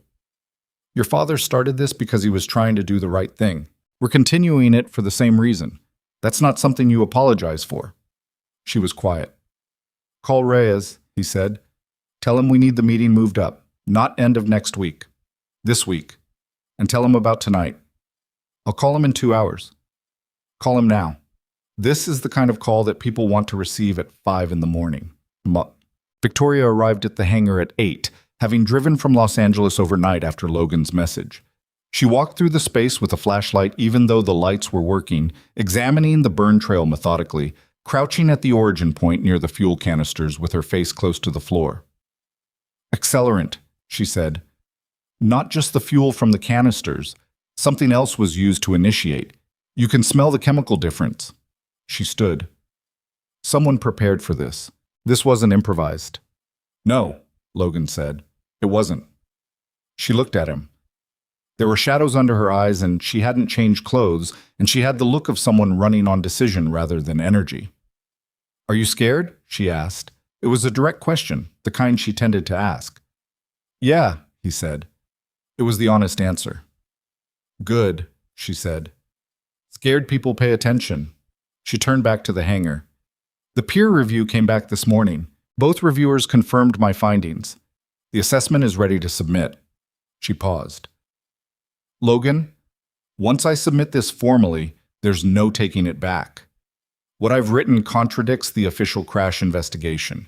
It contradicts an 18-year-old federal record. I want you to understand what that means for the timeline. What does it mean? It means Reyes and his team will have grounds to open a formal federal investigation, which means Ashford Aerospace will have notice that a federal review is underway, which means Harlan Briggs will know. She paused. Whatever happened last night, that was pressure. A formal federal investigation will produce a different kind of response. Worse? Different, she said carefully. In some ways, worse. In other ways, once you're inside a federal process, the people on the other side have less room to maneuver in the dark. They have to become official. Marcus came in from the equipment room with 2 cups of coffee that he'd made on a camp stove he'd started keeping at the hangar. He handed one to Victoria and one to Logan without being asked. There's something else, he said. I was looking at the camera footage this morning, the figure who came in, the way they moved through the hangar, where they went first. He pulled out his phone and showed Logan a screenshot from the footage. They didn't go straight for the fuel storage. They went to the equipment room door first. Logan looked at the image. The dark-clothed figure, frame frozen mid-step, oriented toward the equipment room rather than the storage corner. They were looking for the documents, Logan said, or checking whether the documents were still there. They were at the equipment room door for about 40 seconds. The door doesn't open on the footage. And then they went to the fuel storage. Marcus pocketed the phone, which means they knew where the documents were, roughly. Which means the leak isn't in Evelyn's network or Victoria's, Logan said. It's either in the building inspection record or the court filing or... He stopped. The alarm company. I set up the alarm 5 days ago. The installation crew was here for 3 hours. The three of them were quiet for a moment. We need to assume, Victoria said, that the other side knows approximately what we have. Not the specific contents, not the video files, not the letter, but they know there's a filing cabinet in an equipment room and they know we've been scanning documents. So they know enough to be scared, Logan said. And not enough to know how scared they should be, Marcus said. Logan set his coffee down on the edge of a workbench. He looked at the burn trail on the floor, the blackened concrete in a line from the storage corner toward the vehicles, interrupted now by the fire suppression work, a scar in the floor that would still be there years from now. He thought about the figure on the camera footage, moving carefully through his hangar in the dark, standing at the equipment room door for 40 seconds. They're going to try again, he said. Probably, Victoria said. Not here, Logan said. The next move won't be here. He looked at her. They can't get the documents. They're backed up in 3 locations, and one of those locations is with a federal investigator now. They can't get the vehicles. The collection is too visible. Too many people know it exists. They can't shut down the legal process. He turned it over. So where do they go? Marcus said it first. They go after the people. The word sat there. Reyes, Logan said. They'll try to discredit Reyes or redirect his chain of command, and they'll try to... He paused. They'll try to discredit Victoria's assessment, find something in her background, her previous work, any case where her findings were disputed. Victoria's expression didn't change, but something tightened around her eyes. There's one case, she said, 2019, a turbine failure investigation where my preliminary findings differed from the final NTSB report. I was ultimately vindicated, but the process was contentious. They'll use that. They'll use whatever they can find, Logan said. So we move faster than they do. Again. He looked at Marcus. What's the condition of the 4th video file? The one with the 2 men in the hangar. Clean. High enough resolution that face enhancement is possible in about 60% of the frame. Get it to Reyes today. Not through Evelyn's channel, directly, from you, as a separate transmission. So there are 2 chains of custody for the same file. Marcus nodded. I can do that. Victoria, the peer reviews. Are the reviewers willing to go on record? One of them is. The other requested anonymity for now. He has a current contract with a company that does work for Ashford subsidiaries. One is enough to start. Logan picked up his coffee again. And I want the assessment submitted today. Not after the meeting with Reyes. Before. So it's in the official record before we sit across the table from them. Victoria looked at him steadily. Once it's submitted, I know. No taking it back. He met her eyes. Do it. She nodded once, took out her tablet, and started working. Reyes arrived 2 days later. His full name was Daniel Reyes, and he was a senior investigator with the Federal Aviation Authority's Accident Investigation Division, 44 years old, with the specific kind of stillness that belongs to people who have spent their careers in rooms where the wrong conclusion costs lives. He came with a colleague, a younger woman named Chen, who carried the case files and asked precise questions. And he shook Logan's hand at the gate with a grip that was professional and brief. Mr. Mercer, he said, thank you for moving the timeline. Thank you for coming. They walked into the hangar together. Reyes stopped when he saw the vehicles, all 9 uncovered now, the silver helicopter with its archival tarp removed and folded, everything visible. He stood for a moment taking it in without speaking, the way Victoria had done on her first morning, the way all the people who knew what they were looking at stopped and stood when they first saw the collection whole. Then he walked directly to the silver helicopter. He examined it with the focus of someone who'd read the documentation but needed to reconcile it against the physical reality. He looked at the crescent scratch. He opened his case file and pulled a photograph of the helicopter's official crash site record from 2006, and held it up and compared. He didn't say anything. Evelyn was standing 10 feet back, arms at her sides. Logan watched her watching Reyes, and he thought about what it must be like to wait 18 years for someone with actual authority to stand in front of the evidence and simply look at it. "The video footage," Reyes said, without turning around. "The file we received 2 days ago. I've had our technical team run enhancement protocols on the facial frames." He turned then and looked at Logan and then at Evelyn.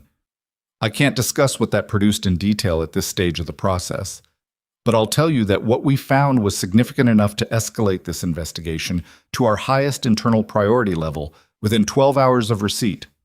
A pause. "I want you both to understand what that means operationally. It means this is no longer contained within any single agency. It means there are people above my level who are now engaged with this case." He looked around the hangar, at Marcus, at Victoria, at the rows of vehicles and the filing cabinets visible through the open equipment room door. "It means that whatever pressure you've been experiencing from the other side is going to change character significantly in the coming days. They're going to find out, if they don't already know, that this has gone federal in a different way than a civil lawsuit." "What do we do?" Logan asked. Reyes looked at him with the steady evaluation of someone assessing whether the person in front of them is solid or isn't. "You keep the property secured. You don't move or alter anything without our coordination. You document every contact from the other side, calls, messages, any physical approach to the property." He paused. "And you stay visible. The worst thing that can happen to you right now is to become invisible. Stay in contact with your attorney, stay in contact with Miss Ashford, stay in contact with Dr. Hale. Make sure people know where you are." Logan thought about the burn trail on the floor. "And if someone tries again, call me directly." Reyes handed him a card. "Not the main agency line, this number." Logan took the card. Then Reyes turned back to the hangar, to the silver helicopter, to the rows of preserved machines, to the equipment room with its open door and its filing cabinets and its folded archival tarp. And he looked at all of it the way a man looks at something he's been doing his job long enough to understand the weight of. "Your father-in-law," he said to Evelyn, and then caught himself. "Your father, in his letter. He says he was afraid they'd find a way to discredit the evidence before it reached people who could act on it." He paused. "He was right to be afraid. That's exactly what they tried." He looked at the collection. "But he chose his hiding place well, and you chose the right person to find it." Evelyn looked at the helicopter, and then at Logan, and she didn't say anything, which was the right response to a thing there wasn't a good response for. Outside, the desert was doing what it does in the middle of the day, pressing down, flat and enormous and indifferent. The kind of landscape that reminds you of your actual size without apologizing for it. The county road was empty. The reporter who'd been parking at the end of it for the past week had gone. Either the story had cycled out of interest or someone had told him to wait for something bigger. Logan stood in the hangar doorway while the investigators worked through the afternoon and thought about what Reyes had said. They're going to find out this has gone federal in a different way. He thought about Harlan Briggs, 18 years of careful management, a corporation built partly on a foundation of buried decisions, and the specific vulnerability of people who've never seriously believed they'd be caught. He thought about his father, his own father, the one who'd worked 40 years at the same machine shop and come home with oil on his hands and never once talked about it as anything other than what it was, which was work, which was all it needed to be. He thought about a 7-year-old girl who wanted to be a pilot and who had no idea that her father had spent the last 2 weeks inside a set of events that would determine, in ways neither of them could fully see yet, the shape of what their life looked like going forward. He didn't feel heroic. He felt tired. He felt the way people feel when they've been running on adrenaline and conviction for 2 weeks, and the adrenaline is starting to show its costs without the conviction diminishing, which is a specific and uncomfortable place to be. Marcus appeared at his elbow with the camp stove coffee again. He handed Logan a cup without speaking, and they stood there for a moment in the doorway together, looking at the empty road and the flat desert and the thin line of mountains in the far distance. You think this is almost over? Marcus asked. Logan drank his coffee. It was too strong, the way Marcus always made it. No, he said. I think this is where it actually starts. Marcus nodded, like that was the answer he'd expected. You okay with that? Logan looked at the hangar behind him, at the investigators working, at Evelyn standing near the helicopter, at Victoria with her tablet and her notes, and then back at the road. Ask me in a week, he said. The week Reyes had warned them about arrived the way those weeks always do. Not as a single event, but as a series of pressures applied from different directions simultaneously, designed to make a person feel surrounded, even when the ground under their feet was still solid. The first thing was the story in the national press. It ran on a Monday morning in a publication with enough credibility that people took it seriously, and it was thorough in the way that hit pieces are thorough, accurate on every verifiable fact, misleading in every interpretive choice. The piece described Logan as a mechanic with a failed business history who had purchased a distressed property and subsequently made claims of corporate malfeasance that aviation experts found, quote, difficult to evaluate without access to the alleged documentation. It quoted 3 aviation analysts, all of whom had some degree of consulting relationship with Ashford Aerospace subsidiaries, a fact that appeared in none of their attributions. It quoted Harlan Briggs directly, at length, describing his sadness at seeing the memory of Richard Ashford, a man he had personally respected, being used as a vehicle for what he called a financially motivated campaign of reputational damage.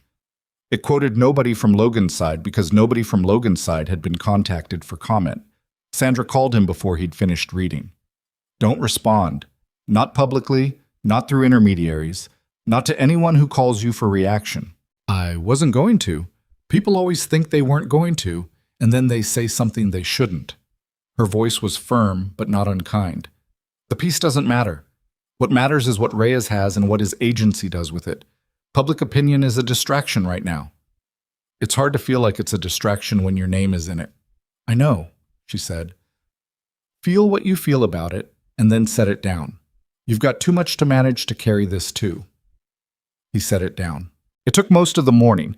The second thing was a motion in the federal district court, filed the same day as the news piece, which was not a coincidence, requesting emergency relief and claiming that the federal aviation investigation constituted an improper extension of the civil property dispute.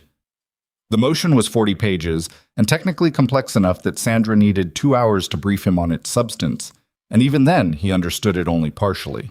What they're trying to do, Sandra said on the phone that evening, is create a procedural argument that blocks the federal investigation from using evidence obtained in the context of the civil case. If they succeed, Reyes's team would have to reobtain everything through an independent process, which would take months and give the other side time to prepare. Can they succeed? It's not impossible. The legal theory is thin, but thin arguments win sometimes if the judge is predisposed. A pause. Reyes's agency has already filed a counterposition. They anticipated this move. I think they've seen it before. They've dealt with companies trying to block aviation investigations before. More than you'd think, Sandra said. The third thing was more personal. On Tuesday evening, Logan arrived at Janet's to pick up Cora and found his sister standing in the doorway with an expression he'd seen exactly once before in his life, on the night their mother had been taken to the hospital 7 years ago. Not panic. Something quieter and more serious than panic. Someone was parked outside the school today, Janet said, before he was through the door. When I picked up Cora, a car I didn't recognize, parked at the far end of the lot. It left when I left. She paused. It might be nothing. It might not be, Logan said. His voice came out flat. He couldn't help that. What's going on? I mean, really, not the version where you tell me it's under control because you don't want me to worry. He told her, all of it. He stood in her kitchen for 40 minutes while Cora was in the next room watching television, and he told Janet everything that had happened over the past 3 weeks. The documentation, the arson, Reyes, the press piece, the court motion, the phone calls. He told her about Harlan Briggs, and about what Richard Ashford's letter had said, and about what the security camera footage had shown a man doing at 2:30 in the morning in the dark. Janet listened without interrupting, which was unusual for her, and told him she understood the gravity. I need you to take Cora somewhere, he said when he was done. Not forever. A week, maybe less. Somewhere that isn't her normal routine. My cousin in Sacramento? Good. Don't announce it. Don't post anything. Just go. Janet looked at him for a moment. Are you in danger? I don't think so. But I also said a month ago that everything was fine, so take my threat assessment for what it's worth. Logan, I'm being careful, he said. This is me being careful. She went to Sacramento 2 days later. Cora thought it was a surprise trip. She packed her aviation library book and a stuffed animal she hadn't slept without since she was 4, and she hugged Logan at the car and told him she'd call every night, and watching her drive away down the street was the hardest thing he'd done in the entire 3 weeks. He went to the hangar. Tut. The forensic examination was scheduled for a Thursday, 3.5 weeks after Reyes's visit, in what had been formally designated a court-supervised proceeding. The legal mechanism was complex in its specifics and simple in its intent. A federal judge had ordered a supervised physical and documentary examination of the hangar's contents to be conducted with representatives from the Federal Aviation Authority, independent forensic experts appointed by the court, and with access granted to all parties of interest, including Ashford Aerospace's own technical representatives. The company had fought the order. They had filed 3 separate motions to modify its scope in the 2 weeks between Reyes's visit and the examination date. All 3 had been denied. Harlan Briggs had issued a statement saying the company was cooperating fully and expected the examination to confirm what the company had maintained throughout, that the property dispute was a civil matter, that the aviation equipment in the hangar had a legitimate ownership history, and that the safety record of Ashford Aerospace spoke for itself. The morning of the examination, Logan arrived at the hangar at 5:30. He wasn't sure why. There was nothing he needed to do that early, nothing that needed preparing that hadn't already been prepared. He just needed to be there. He'd spent 3 weeks driving out this county road in various states of exhaustion and stress, and he'd developed the kind of relationship with a place that you develop when you've poured something significant into it, when the place holds weight that it didn't have before you arrived. He stood in the open hangar doorway in the pre-dawn dark and drank bad gas station coffee and looked at the vehicles and the helicopters and the burn scar on the concrete floor and the filing cabinets visible through the open equipment room door. And he thought about a man named Richard Ashford who had stood somewhere, sometime, making decisions about what to preserve and where to put it and how to seal it, understanding that he might not be the one who opened it. The first vehicles arrived at 7. By 8, the hangar was populated in a way it hadn't been since it was active. Multiple people moving through the space with purpose, a directed, controlled energy. The court's forensic team was 6 people, 2 aviation engineers, a document specialist, a materials analyst, a videographer who was recording everything for the court record, and a coordinator who moved between the others keeping track of the sequence and timing. Reyes was there with Chen and 2 other investigators. Sandra was there, managing the legal interface. Victoria had driven in the night before and was working at a table she'd set up near the equipment room, her notes and references organized around her in the particular system that was entirely legible to her and entirely opaque to everyone else. Evelyn arrived at 8:15. She looked like she hadn't slept, which Logan suspected was accurate. She'd told him 2 days earlier that she'd stopped sleeping normally around the time Reyes's investigation had escalated and hadn't recovered the pattern since. "How are you?" he asked. "I'll know in about 8 hours," she said. It was the honest answer, and they both understood it as such. Ashford Aerospace's representatives arrived at 8:45. 2 technical people and 3 lawyers, all of them in the particular register of professional composure that is entirely distinct from genuine composure. They shook hands where handshakes were required and spoke when spoken to and moved through the hangar with the careful attention of people cataloging what they were seeing and calculating what it meant for a position they were already constructing. The lead lawyer, a trim man named Caldwell, who Logan had heard about from Sandra, looked at the filing cabinets for a longer moment than he looked at anything else. The examination proceeded in the order the court coordinator established. The vehicles first, identities confirmed, documentation verified, provenance traced through the maintenance logs.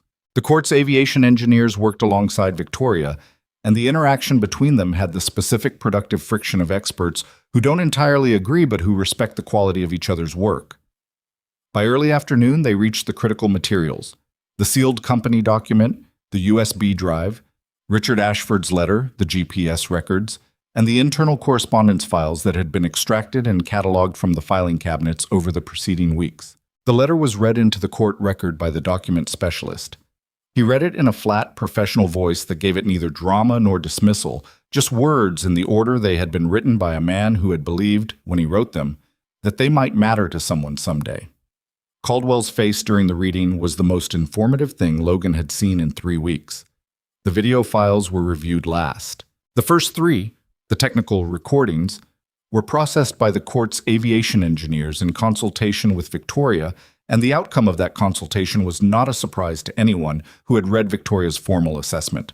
The footage confirmed what the maintenance logs documented, which was the deliberate installation of components known to be below specification across multiple aircraft. The fourth video, the hangar footage from October 2006, was played on the large monitor the court's team had set up for the purpose, and the room changed when it played. Not in a dramatic way. It wasn't a courtroom. Nobody gasped. But the quality of attention in the hangar shifted, and Logan, watching from near the doorway, felt it. The 2 figures moving through the hangar, the deliberate work at the tail rotor, the careful exit. The court coordinator paused the footage at the frame enhancement point that Reyes's technical team had prepared, the frame where the facial enhancement software had produced a result clear enough for identification purposes. Evelyn made a sound. Very quiet. Not a word. Logan looked at the enhanced frame on the monitor, and then at Caldwell, and watched Caldwell's composure do something that composure, when it's genuinely threatened, always does. It held, but you could see the work it was doing to hold. One of the figures in the footage was a younger version of a man who was, at the time of the examination, sitting on the board of Ashford Aerospace and had issued 2 public statements in the past month about the importance of truth and transparency in corporate governance. "I need to consult with my clients," Caldwell said. "The examination continues on the court's schedule," the coordinator said without looking up from her tablet. Caldwell said nothing further. Victoria took the floor for the formal presentation of her assessment at 2 in the afternoon. She stood without notes. The assessment was in her, had been in her since she'd spent a week working through the maintenance logs and the engineering documents and the material analysis, and she presented it in the direct, specific language of a professional who understood that what she was saying needed to be airtight because it was going to be challenged by people with resources and motivation. She walked through the component deficiency codes in the maintenance logs. She explained the material fatigue issue in the tail rotor hub components, the specific metallurgical property that, under the temperature and stress conditions of normal flight operations, produced a progressive failure mode that was predictable, documented, and known to the relevant engineers before a single component was installed. She explained what predictable meant. She was specific about it. The failure didn't happen randomly. It happened within a calculable range of flight hours, under identifiable conditions. The people who approved the components for installation had enough information to know, within a reasonable margin, when and how aircraft equipped with those components would fail. She presented the engineering assessment that Richard Ashford had commissioned, the one signed by the department head who had left the industry in 2007. She walked through its conclusions against the maintenance logs and the court's own aviation engineer's findings from the morning. She explained what the official crash investigation had concluded in 2006. She explained specifically and methodically what the physical evidence in the hangar demonstrated that the official investigation had not examined, had not had access to, or had reached incorrect conclusions about. She did not use the word murder. She didn't need to. She let the evidence be what it was. When she finished, the hangar was quiet for a moment. One of the court's aviation engineers, a man who had not spoken directly to Logan all day, who had been professionally contained throughout, looked at the floor for a second and then looked up and said, to no one specifically, "This is a significant finding." It was the understatement of everything. Reyes presented next, following Victoria, covering the investigative elements, the GPS records from the USB drive, which placed specific individuals at specific locations at times that contradicted their official statements from 2006, and the facial identification results from the hangar footage, which had been verified by 3 independent forensic image analysts. He named Harlan Briggs, not with drama, with the same flat specificity that Victoria had used. The name as a data point connected to other data points, producing a conclusion. Caldwell's legal team requested an adjournment. The coordinator denied it. The examination was continuing. Evelyn sat beside Logan for the first time all day during Reyes's presentation. She'd been moving through the space for hours, stationed near the helicopter, or near the equipment room, or near wherever the critical work was happening. And now she sat beside him on the two folding chairs he'd put near the hangar door weeks ago for himself and Marcus, and which had become, over time, the default place where people sat when they needed a minute. She sat with her hands in her lap and listened to Reyes name her father's killer, and she didn't cry. Logan had half expected her to, not because she was weak, but because she'd been carrying this for 18 years, and that weight has to go somewhere. But she sat very still and listened, and what he saw in her face was not relief exactly, and not vindication exactly. Something more complicated than either. The expression of someone who has been right about a terrible thing for a very long time and finds, on being proven right, that there is no satisfaction in it. Only the strange, empty space where the uncertainty used to be. "Are you all right?" Logan asked quietly. "I don't know yet," she said. She looked at her hands. "Ask me in a week." It was what he'd said to Marcus 3 weeks ago in the doorway. He thought she probably didn't know that. The formal outcomes of the examination assembled themselves over the following days, not in a single dramatic moment, but in a sequence of events that were individually procedural and collectively seismic. The Ashford Aerospace Board convened an emergency session the day after the examination. Logan heard about it through Evelyn, who heard about it through 3 different board members who called her within the same hour. The session lasted 4 hours. At the end of it, Harlan Briggs's resignation was announced in a company statement that described the decision as his own and expressed gratitude for his decades of service and wished him well in future endeavors. The statement contained no mention of the federal investigation, the examination, or the specific findings that had produced the emergency session. Logan read the statement on his phone and showed it to Marcus. "Future endeavors," Marcus said, "in a federal investigation." "People write things," Logan said. "It doesn't always mean what the words say." The Federal Aviation Authority issued a formal notice of investigation the following morning. It was public, which meant it was news. The coverage was different from the coverage 3 weeks earlier. The same publications that had described Logan as a mechanic with a failed business history were now describing the same facts with different verbs. His documentation became meticulous. His refusal to sell became principled. The collection became historically significant. He noticed the shift without feeling much about it. He'd stopped needing the coverage to reflect accurately what was happening a while back. Sandra called to tell him that the civil lawsuit had been withdrawn. Not resolved, withdrawn, which was different. They pulled it rather than have the discovery process run in parallel with the federal investigation, she said. Too much exposure. What does that mean for the property? You own it. You've always owned it. The withdrawal means they've given up trying to argue otherwise. A pause. You can breathe now. On that piece, at least. He breathed. It felt unfamiliar. The component recall was announced 8 days after the examination. Ashford Aerospace's new interim leadership, Briggs had been replaced by a board member who had not been with the company in 2006, issued a public safety notice covering all aircraft equipped with tail rotor hub components from the 2003 to 2005 manufacturing batch. The notice was distributed to aviation authorities in 11 countries. It grounded approximately 300 aircraft pending inspection. Victoria called him when the notice went out. She was professional about it, measured the way she was about everything, but he could hear something in her voice that was past the professional register. "This is why you document things properly," she said. "This is exactly why." "Is it enough?" he asked. He meant the recall, the investigation, all of it. For the aircraft and the people who fly them? Yes. For everything else? She paused. That depends on what the federal process produces. But the components are being addressed. That's real. She stopped. Your name is going to be on the right side of this, Logan. Whatever else happens. I want you to know that. Your name is on it too, he said. More than mine.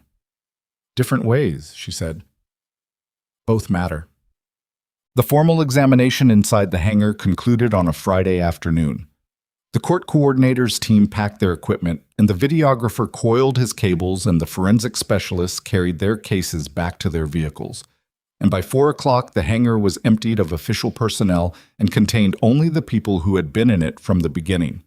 Logan, Marcus, Victoria, Evelyn. The late afternoon light was coming in at the same angle it had been coming in on the day Logan had first pulled that hangar door open, the desert doing what it does, turning everything amber, making the ordinary look significant. The vehicles sat uncovered in that light, all 9 of them, and the 3 helicopters at the back, the silver one prominent without its tarp now, its white paint faded but its lines intact. Nobody felt like talking, and nobody forced it. Marcus made coffee on the camp stove. The ritual had held through everything. He handed cups around and sat on the workbench he'd been using for 3 weeks, and looked at the collection with the expression of someone who'd worked on these vehicles and understood them, and was now thinking about the fact that they had been more than machines from the beginning. "What happens to them now?" he asked eventually. It was a practical question and a bigger one simultaneously. "The legal process for ownership determination takes a few months, probably," Logan said. "The court will establish what belongs to whom." He paused. "Some of it's clear. The helicopters, including the silver one, belong to Evelyn's family. They were registered to predecessor entities that trace back to her father's estate." Evelyn looked at the silver helicopter. "I know," she said. She'd known since the moment she'd put her hand flat against the fuselage on the first day. "I just need the legal process to say it officially." "The prototype vehicles are more complicated," Logan said. "Manufacturer's claims, estate claims, the property transfer. Sandra thinks most of them will end up in a settlement framework." He paused. "A few of the automotive history institutions have already reached out. Preservation interest." "They belong in museums," Marcus said. He said it like it was obvious, like that part was settled, and maybe it was. Victoria was looking at the equipment room door. "The documents stay in federal custody for the investigation period," she said. "After that, assuming the criminal process goes where the evidence points," she stopped. "The sealed engineering assessment, the maintenance logs, your father's letter." She looked at Evelyn. "Those are historical records. They should be preserved somewhere accessible." "They will be," Evelyn said. The hangar was quiet for a minute. Logan looked at the burn scar on the floor, the blackened line of concrete that ran from the storage corner toward the first row of vehicles, interrupted by the fire department's work, going nowhere now. He'd been looking at it most days for 3 weeks. He'd thought about getting it resurfaced and then decided to leave it. It was part of what had happened here. The floor knew what it knew. "I want to tell you something," Evelyn said. She said it to the room rather than to one person, which was how she talked when what she was saying mattered to her more than she was entirely comfortable with. "When I came here the first day, when I drove out to this property and met you at the gate, I was doing what I'd done for 18 years, which was chasing something I couldn't prove existed. I'd been told by lawyers and investigators and people I respected that I was building a case out of grief, that I was seeing patterns because I needed them to be there." She looked at the helicopter. "I came here because a crescent scratch on a fuselage in a photograph sent me a photograph of something I had no reason to hope existed. And I was right. It was there." She paused. "But it would have stayed sealed in an archival tarp in a desert hangar for another 18 years if you hadn't been the person who bought this property." "Someone would have found it eventually," Logan said. "Maybe," she said. "But you didn't sell when they pressured you. You didn't sell when they sued you. You didn't back down when they burned your floor. And you didn't do any of that because you're a mechanic with nothing to prove to an aerospace company. You did it because you decided the evidence mattered more than the pressure." She looked at him. "That's not obvious. Most people would have taken the money." "I needed the money," Logan said. "That's why it's not obvious." Marcus was looking at his coffee cup.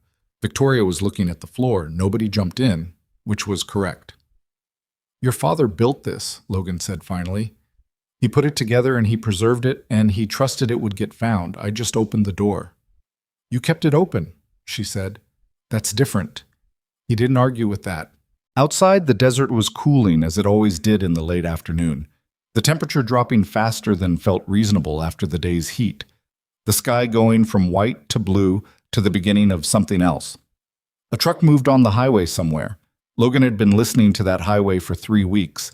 The distant sound of traffic on Route 62 is a kind of grounding presence, a reminder that the world beyond the county road was still moving in its ordinary directions. "What do you do now?" Evelyn asked him. "After this?" He'd been thinking about it. He'd had enough sleepless hours to think about most things. "The property's mine," he said. "The legal question is settled. I've got a hangar." He looked around it, at the high steel ceiling, the concrete floor, the rolling doors, the equipment room. "And I know how to work on aircraft." "You're going to stay?" "I'm going to build something," he said. "Here, with what's here." He paused. "I bought an abandoned airfield with $400 in my account and a cracked phone and a property everyone else had decided was worthless. I'd like to find out what it's worth when someone actually uses it." Marcus looked up from his coffee cup. "You're going to need a business partner." "I've been meaning to bring that up," Logan said. "My rate went up since the arson." "I assumed." Evelyn was watching them with an expression that was, for the first time since Logan had met her, something close to simple. Not uncomplicated. She was not an uncomplicated person, and nothing about her situation was uncomplicated. But in this moment, in this light, with the day's work behind her and the hammer of the formal examination finally passed, something in her face had released slightly, the held breath quality she'd carried from the beginning. Victoria stood and stretched her back with the grimace of someone who'd been sitting over a tablet for 9 hours. "I need a real bed," she said, "not the Palm Springs Comfort Inn." She picked up her case. "I'll have the supplemental assessment filed with the federal team by Monday." She looked at Logan. "You have my number. Call me when the ownership resolution starts. There are a few vehicles I'd like to see go to the right places, and I might be able to help with that." She shook his hand, and Marcus's hand, and Evelyn's hand, and walked out of the hangar into the late desert afternoon, trailing her hard-sided case across the concrete with a sound like small wheels on a long road. Logan watched her go. Then he looked back at the collection, the vehicles in the amber light, the silver helicopter at the back, the empty equipment room with its filing cabinet standing open and emptied now, their contents in federal custody, their purpose finally served. He thought about Cora in Sacramento with Janet, probably asleep by now, her aviation book on the nightstand, her stuffed animal on the pillow. He pulled out his cracked phone and called her. She answered on the third ring, groggy with almost sleep. "Dad?" "Hey, Bug. Sorry it's late." "It's okay." A pause. He could hear her settling in the bed. "Are you at the hangar?" "Yeah." "Is it done?" He looked around the space, at what it had been 3 weeks ago, and what it was now, and what the distance between those two things had cost, and what it had produced. "Getting there," he said. "Okay." Another pause, then, "Dad, did you know that the Mojave is where they tested a lot of the fastest planes ever built?" "I did know that, yeah." "Because the desert is flat and empty and they could see everything." "That's right." I think that's why you found it there," she said, with the definitive tone of a 7-year-old who had worked this out. "Because deserts don't hide things. They just hold them until someone looks." Logan stood in the hangar doorway with the desert going dark around him and his cracked phone warm against his ear. "You're probably right about that," he said. The federal indictment came down on a Wednesday in early December, 14 weeks after the formal examination. Logan was at the hangar when Marcus called him with the news. He was always at the hangar now, which was a different kind of always than it had been 4 months ago. Then, always meant desperation and calculation and the specific vigilance of someone guarding something fragile against people with more power than him. Now it meant work, real work, the kind with grease under the fingernails and a progression you could measure day to day, which was the kind Logan had always understood best. "Briggs was indicted this morning," Marcus said. "Federal charges, obstruction of an aviation safety investigation, conspiracy to conceal material safety defects, and accessory after the fact, too. They're using a specific legal term. I'll send you the article." A pause. "There are 2 other names, both former executives. One of them is the man from the video." Logan set down the wrench he'd been holding. He was standing beside the second prototype vehicle in the left row. He'd been working through the collection systematically, assessing each machine's condition, making notes on what restoration would require. The work was slow and methodical and satisfying in a way that very little had been satisfying for a long time. What happens now? He asked. Criminal process. Could take a year, maybe longer. The federal aviation investigation stays open as a parallel track. Marcus paused again. Sandra sent you an email. The civil ownership resolution came through this morning, same day. I don't think that's a coincidence timing-wise. What did it say? Read the email, Logan. He read it standing beside the prototype vehicle, phone in one hand, the December desert light coming through the open hangar doors at a lower angle than it had in September. Winter in the Mojave was still warmer than most places called winter, but the light changed, went thinner and more direct, and the mornings had teeth now in a way they hadn't at the beginning. The ownership resolution was what Sandra had expected and had worked toward for weeks. The 3 helicopters, including the silver one, were formally transferred to the Ashford family estate. 5 of the 9 prototype vehicles were designated for cultural heritage preservation and allocated to 3 aviation museums. Their ownership transferred through a legal instrument that Sandra had constructed with the care of someone who understood that getting this right permanently was worth getting it slowly. The remaining 4 vehicles were subject to a supervised auction process, the proceeds to be distributed among the legitimate claimants, which, after the legal accounting of who those claimants were and in what proportion, left Logan with the number that Sandra had given him 2 weeks earlier as a projection, and which he still hadn't fully incorporated into his understanding of his own life. He called Sandra. "Is this real?" he asked. It was not a sophisticated question. It was the question he had. "It's real," she said. "The wire transfer for your portion of the auction proceeds will clear within 10 business days." A pause. He could hear her doing something at her desk. "Logan, you should know. The final number is higher than the projection. 2 of the vehicles generated more interest than we anticipated. The Harmon Vex prototype especially." "How much higher?" She told him. He sat down on the concrete floor of the hangar next to the wheel of the second prototype vehicle, because his legs made that decision before his brain confirmed it. He sat on the floor of the hangar he'd bought with $412 and a 30-year mortgage and a belief that was closer to desperation than confidence. And he looked at the burn scar on the opposite side of the floor, and he thought about his daughter in Sacramento saying, "Desserts don't hide things. They just hold them until someone looks." "Are you there?" Sandra asked. "Yeah," he said. "Yeah, I'm here." "Good, get up off the floor." He laughed. He hadn't laughed properly in weeks. Not the real kind, the kind that comes from somewhere genuine. "How did you know I was on the floor?" "Because I know you," she said. "Get up. We have paperwork." There was a lot of paperwork. The legal resolution of the collection took another 6 weeks, in the way that legal processes take time, regardless of how clearly settled the underlying reality is. Logan used those weeks. He paid off the property mortgage in full, which produced a sensation he had no good language for. Not quite relief, not quite satisfaction, something more like the sudden absence of a sound you'd been living with so long you'd stopped registering it as sound. He paid back Janet's $15,000, plus interest she hadn't asked for, and sat across from her at her kitchen table while she looked at the check and then at him with an expression that was mostly exasperation and also something else. The something else that runs under sibling relationships and doesn't need to be named. "You didn't have to add interest," she said. "I know." "Logan." "Janet." She looked at the check for another second and then put it in her pocket and said, "I want Cora on Sundays. That's my condition." "Done," he said. He hired a structural engineer to assess the hangar and the outbuildings, and the assessment came back better than he'd expected. The main structure was sound, the concrete excellent, the issues cosmetic and manageable. He hired a contractor for the cosmetic issues.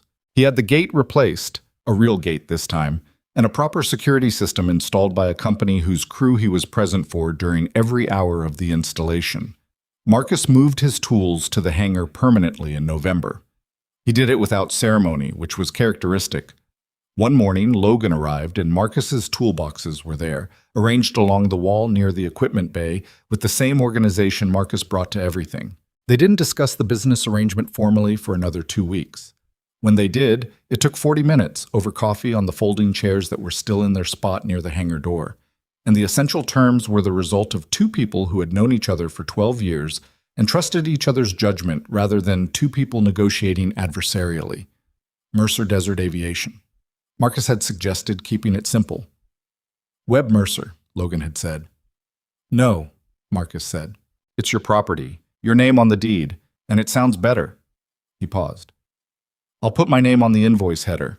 That's less than I wanted to give you. I know, it's still what I want. He looked at his coffee. I'm a mechanic. I don't need my name on the building. I need interesting work and someone I can stand to work with. You can stand me? Most days. Logan filed the business registration on a Thursday. The name looked different written officially on a document than it had sounded in conversation. More real, more committed, more like a thing that had weight and would continue to have weight past the moment it was created. He'd registered businesses before. The weight was familiar. What was different this time was that the weight felt like something he'd chosen to carry rather than something that had happened to him. He called Evelyn to tell her. Mercer Desert Aviation, she said, when he read her the name. That's good. Marcus picked it. Still good. A pause. She was in New York. She'd been traveling for the past 3 weeks, dealing with the corporate restructuring that the indictment and the investigation had accelerated at Ashford Aerospace. She told him about it in pieces, over calls that happened at irregular hours because their schedules were not aligned geographically or otherwise. The restructuring was significant. The board had brought in an outside CEO. Several executive-level positions had been vacated, some by resignation and some by more formal processes. Evelyn herself was in the complicated position of being both a key witness in the federal investigation and the largest individual shareholder of a company undergoing a structural transformation, which meant every day brought decisions that required her to be more than one thing simultaneously. I'm coming back to the desert in 2 weeks, she said, to collect the helicopter. The restoration is done, Logan said. Victoria came out last week and signed off on the airworthiness documentation. A pause. How does it look? Like it should have always looked, he said. The way your father kept it. Another pause. Longer this time. I've been thinking, she said, about what he wrote in the letter. The part about there being things more important than the company. Yeah, I think he meant that truth was more important than the company. That was the specific thing he was weighing. She paused. I've spent 18 years running the company the way I thought he would have wanted it run. Building it, making it something. And I'm not sure he would have wanted me to spend 18 years that way. I think he would have wanted me to spend it differently. How differently? Less protecting the institution. More protecting what the institution is supposed to be for. She was quiet for a second. The recall affected 312 aircraft. Of those, 47 had component degradation that met the threshold Victoria identified as critical. If those aircraft had continued operating, she stopped. I don't let myself finish that calculation very often. But when I do, I understand why he was willing to lose everything over it. Logan thought about Richard Ashford in a desert hangar decades ago, making methodical decisions about what to preserve and where. The care of it, the patience, the trust that the truth was worth the trouble of keeping. He didn't lose everything, Logan said. He lost the part that couldn't be recovered anyway. A silence. Then, that's a hard thing to believe when you're living inside it. I know, Logan said. But it's still true. Cora came back from Sacramento on a Saturday in late November, and Logan picked her up from Janet's with the specific restraint of a parent who has learned not to make a production of relief, because children read productions of relief as evidence that something was actually wrong and worried about it in retrospect.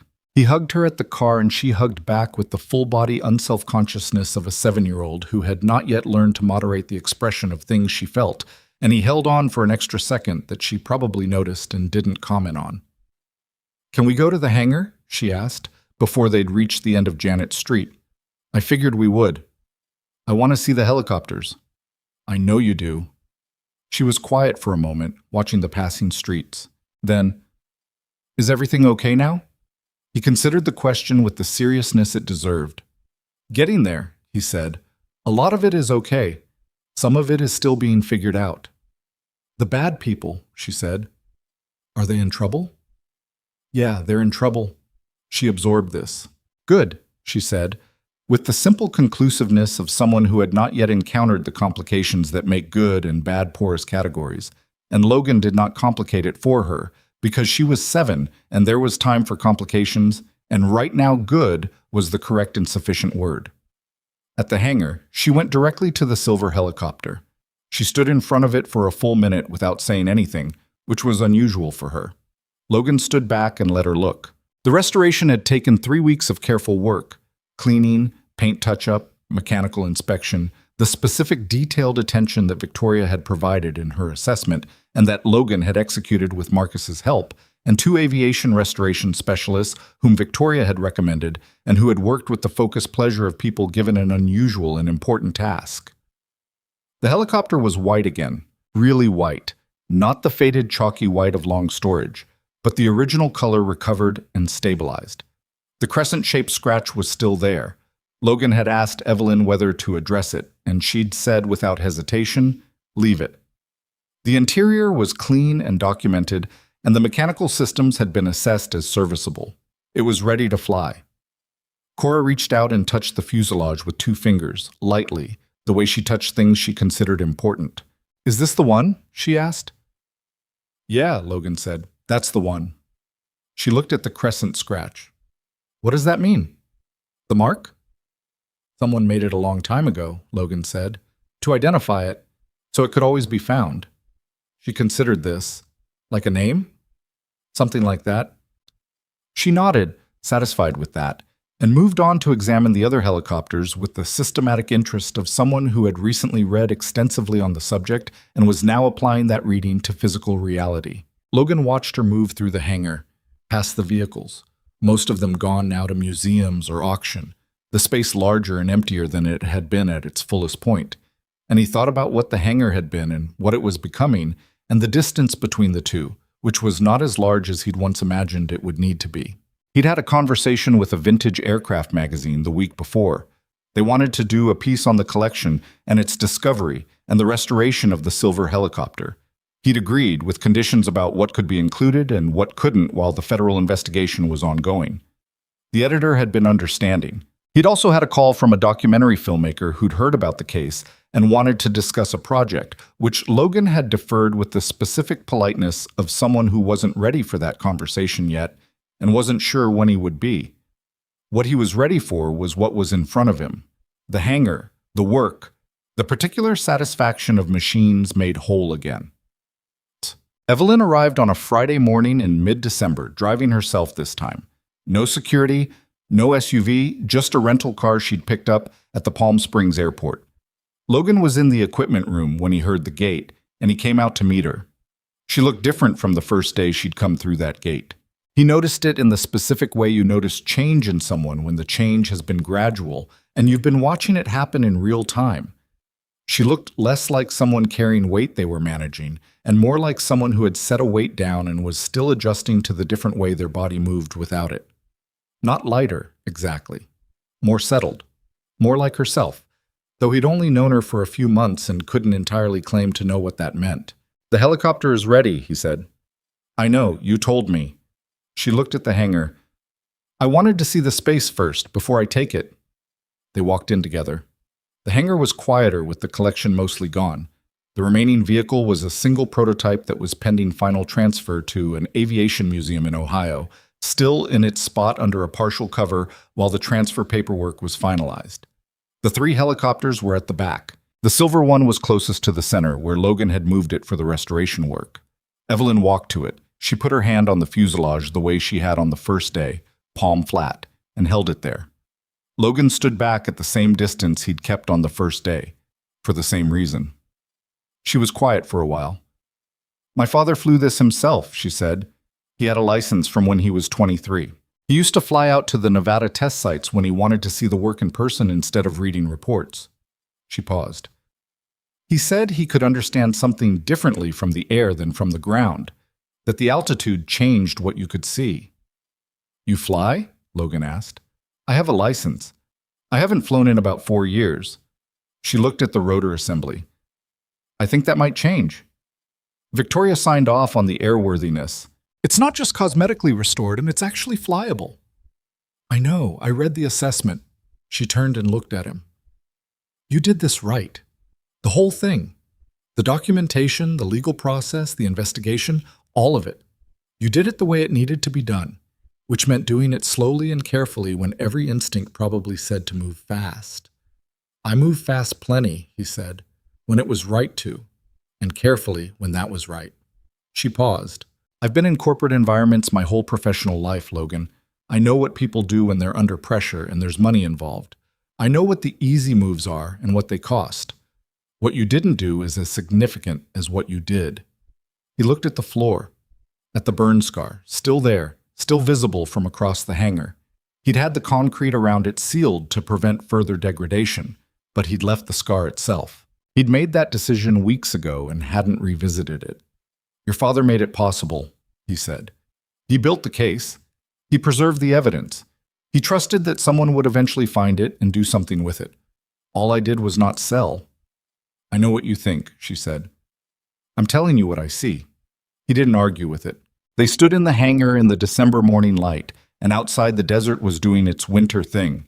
The sky a harder blue than summer, the mountains visible on the horizon with more definition, the landscape spare and clear in the way it gets when the heat haze lifts. Logan thought about the first morning he'd stood in this doorway, looking at this space, and the feeling he'd had that had been neither excitement nor dread, but had lived between them. He thought about what that feeling had been trying to tell him, which was something like, this matters more than it looks. He'd been right about that, imprecisely, without fully understanding what more meant, but right. I need to ask you something, Evelyn said. She was still looking at the helicopter. About what comes next. For the helicopter. For all of it. She turned. Ashford Aerospace is restructuring significantly. The investigation has accelerated what would have happened anyway, as the company dealt with the liability and the reputational impact of the recall and the executive changes. She paused. The new CEO is building a safety advisory structure. External, independent, with teeth. Actual authority to flag components and processes before they go to market, rather than after. She looked at him. Victoria has been asked to chair it. She accepted last week. Logan had heard this from Victoria directly. She'd called him, characteristically direct, and said, I agreed to do it because the alternative is someone else doing it wrong. I want you to know before it's public. He told her it was the right decision. She'd said she knew. I know about Victoria, Logan said. I know you know. I'm telling you the context for what I'm actually asking. She paused. The safety advisory structure needs field partners, people who work with aircraft at the operational level, who can identify issues that emerge in practice rather than in testing environments. Restoration specialists, maintenance operations, people with hands-on knowledge. She looked at him steadily. I want Mercer Desert Aviation to be one of those partners, not a subsidiary, not a vendor, a partner with the independence that word implies. Logan looked at her for a moment. You understand, he said, that a partnership with Ashford Aerospace would be complicated for me, given everything. I understand that very clearly, she said, which is why I'm asking you specifically. I don't need people who will be comfortable. I need people who will say the uncomfortable thing when the uncomfortable thing needs to be said. She paused. I spent 18 years building a company on foundations I didn't examine closely enough. I'm not doing that again. Logan looked around the hangar, at the space, at the work waiting in it, at the remaining prototype under its partial cover and the helicopters at the back, and the equipment room with its empty filing cabinets. He thought about the kind of operation he and Marcus had been building. Small, careful, specific, the kind that could become something real over years of doing the work right. I'll think about it, he said. That's all I'm asking. He nodded. Then, the partnership discussion can wait. Right now you have a helicopter to collect. Something relaxed in her face. I do. The logistics of collecting a helicopter are not simple, and Evelyn had arranged them properly.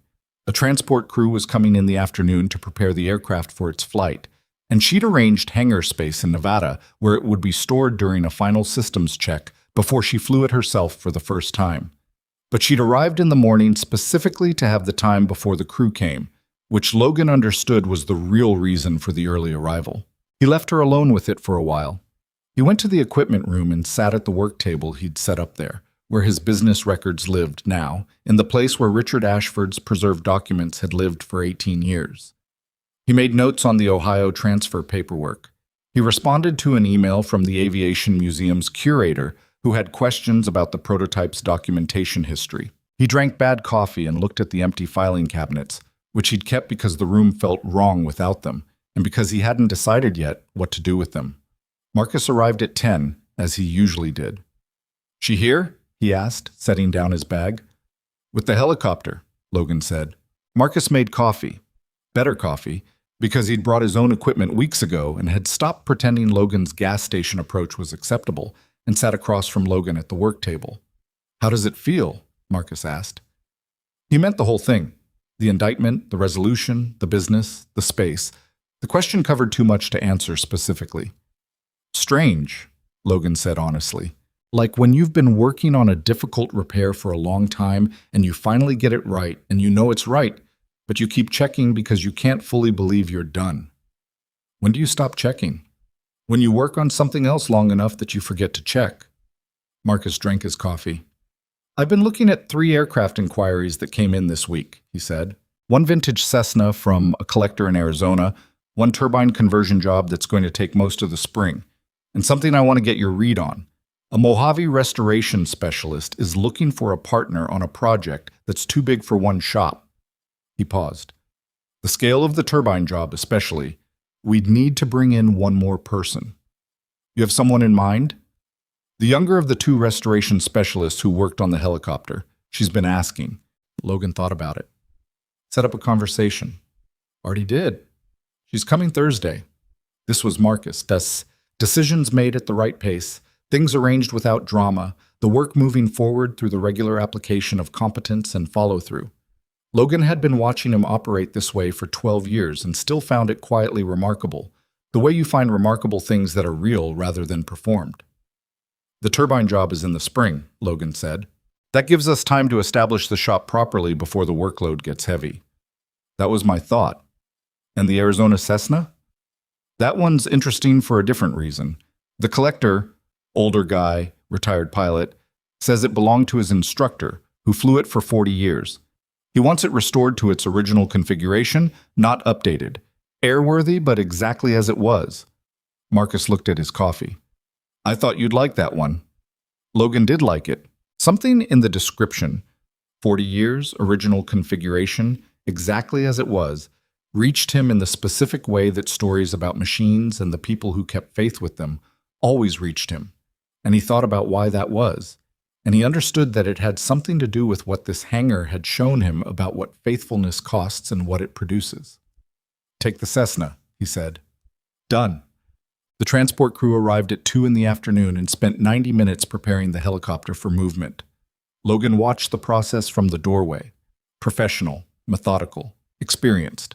Evelyn directed them when direction was needed and stayed out of their way when it wasn't, which was the correct proportion and confirmed what Logan had understood about her since early on. She knew the difference between leadership and interference, which was a less common understanding than it should have been. When the helicopter was ready, rotor blades folded for transport, skids on the dolly, systems secured, the crew moved it out through the hangar doors into the December afternoon light. Evelyn stood beside it on the concrete apron. Logan came and stood beside her.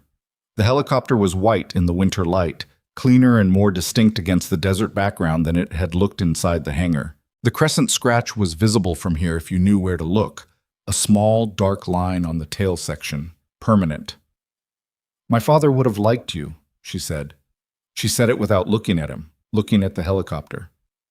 "Based on what?" "Based on the fact that you're the same kind of person he was, the kind who decides what matters and then doesn't move from it, regardless of what the pressure is." She paused. "It's not always comfortable to be around people like that, but it's important." Logan thought about that.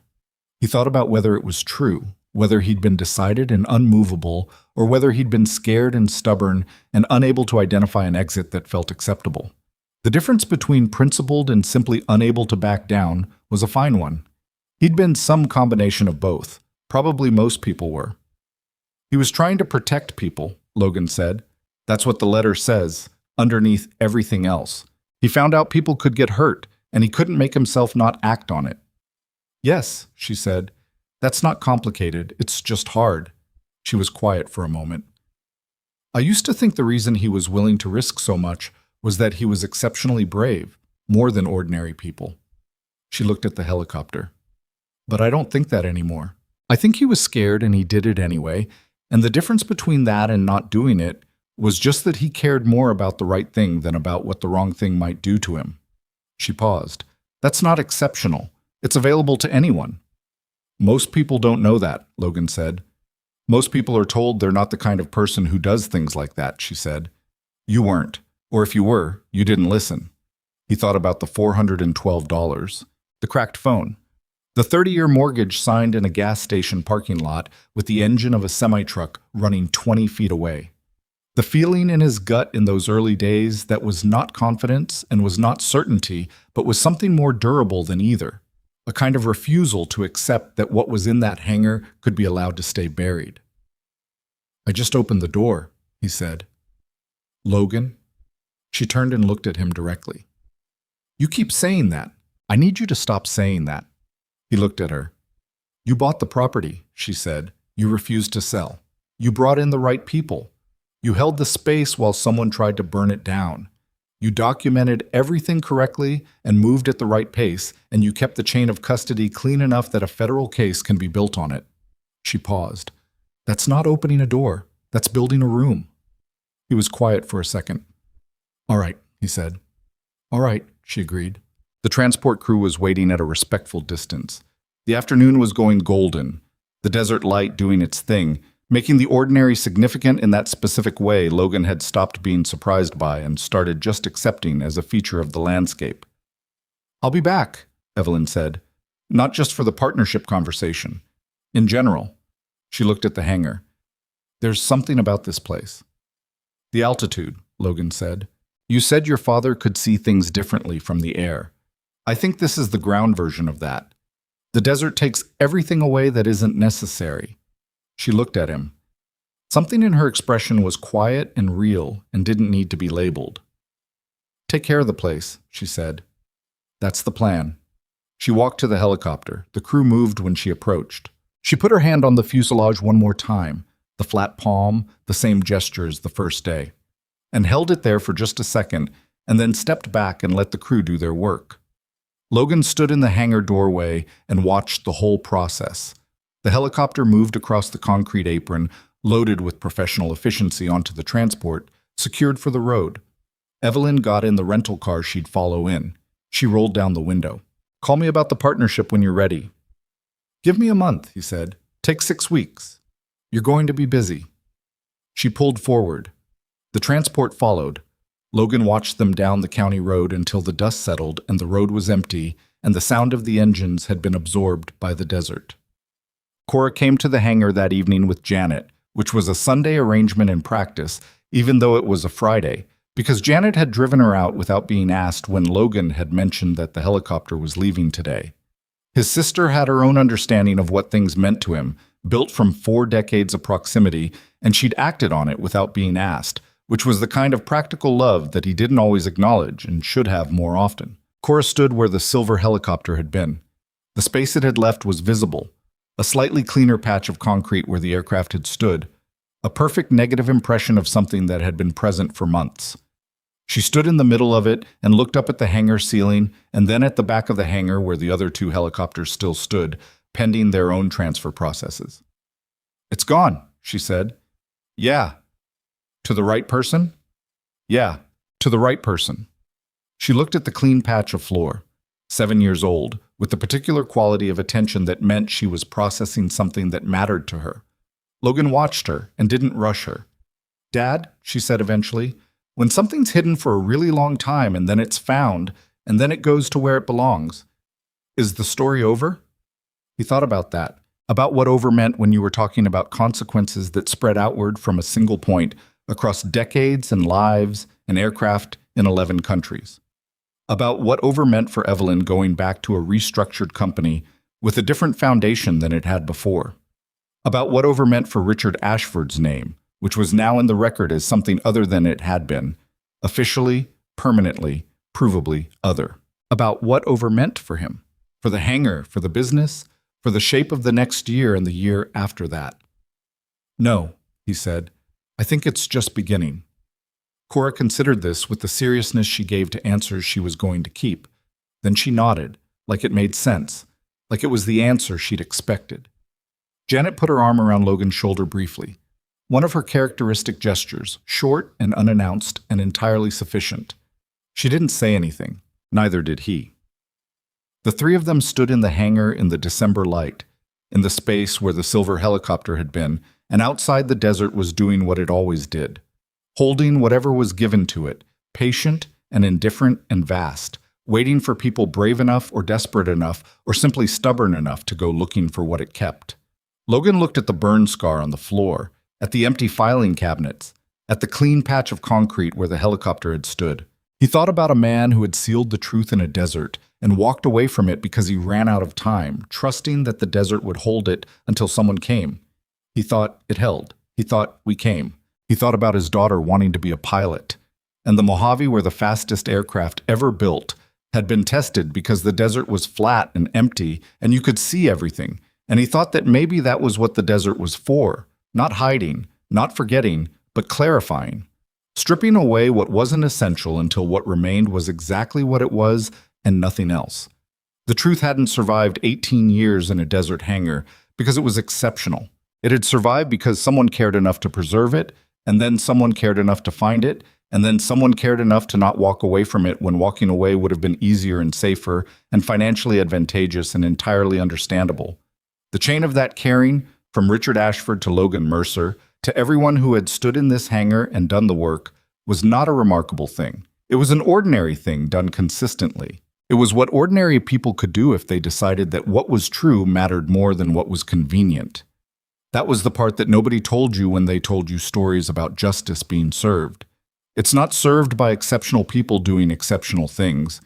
It's served by ordinary people doing ordinary things for long enough that the truth doesn't have anywhere left to hide. Logan looked at his daughter standing in the space where the helicopter had been, and he thought, she'll know that. Not because I told her, but because she was here. That, in the end, was the part that mattered most. Outside, the desert went on, indifferent and patient and exactly what it had always been, holding the last of the afternoon light against its flat expanse until the light was gone and the stars came in low and close the way they only do over open land. And somewhere in the dark above the county road, a small plane moved east, its running lights blinking red and white, carrying whoever it carried toward wherever they were going, navigating by instruments and sky and the particular human faith that the destination exists and can be reached if you stay the course. The hangar was quiet. The work would start again in the morning.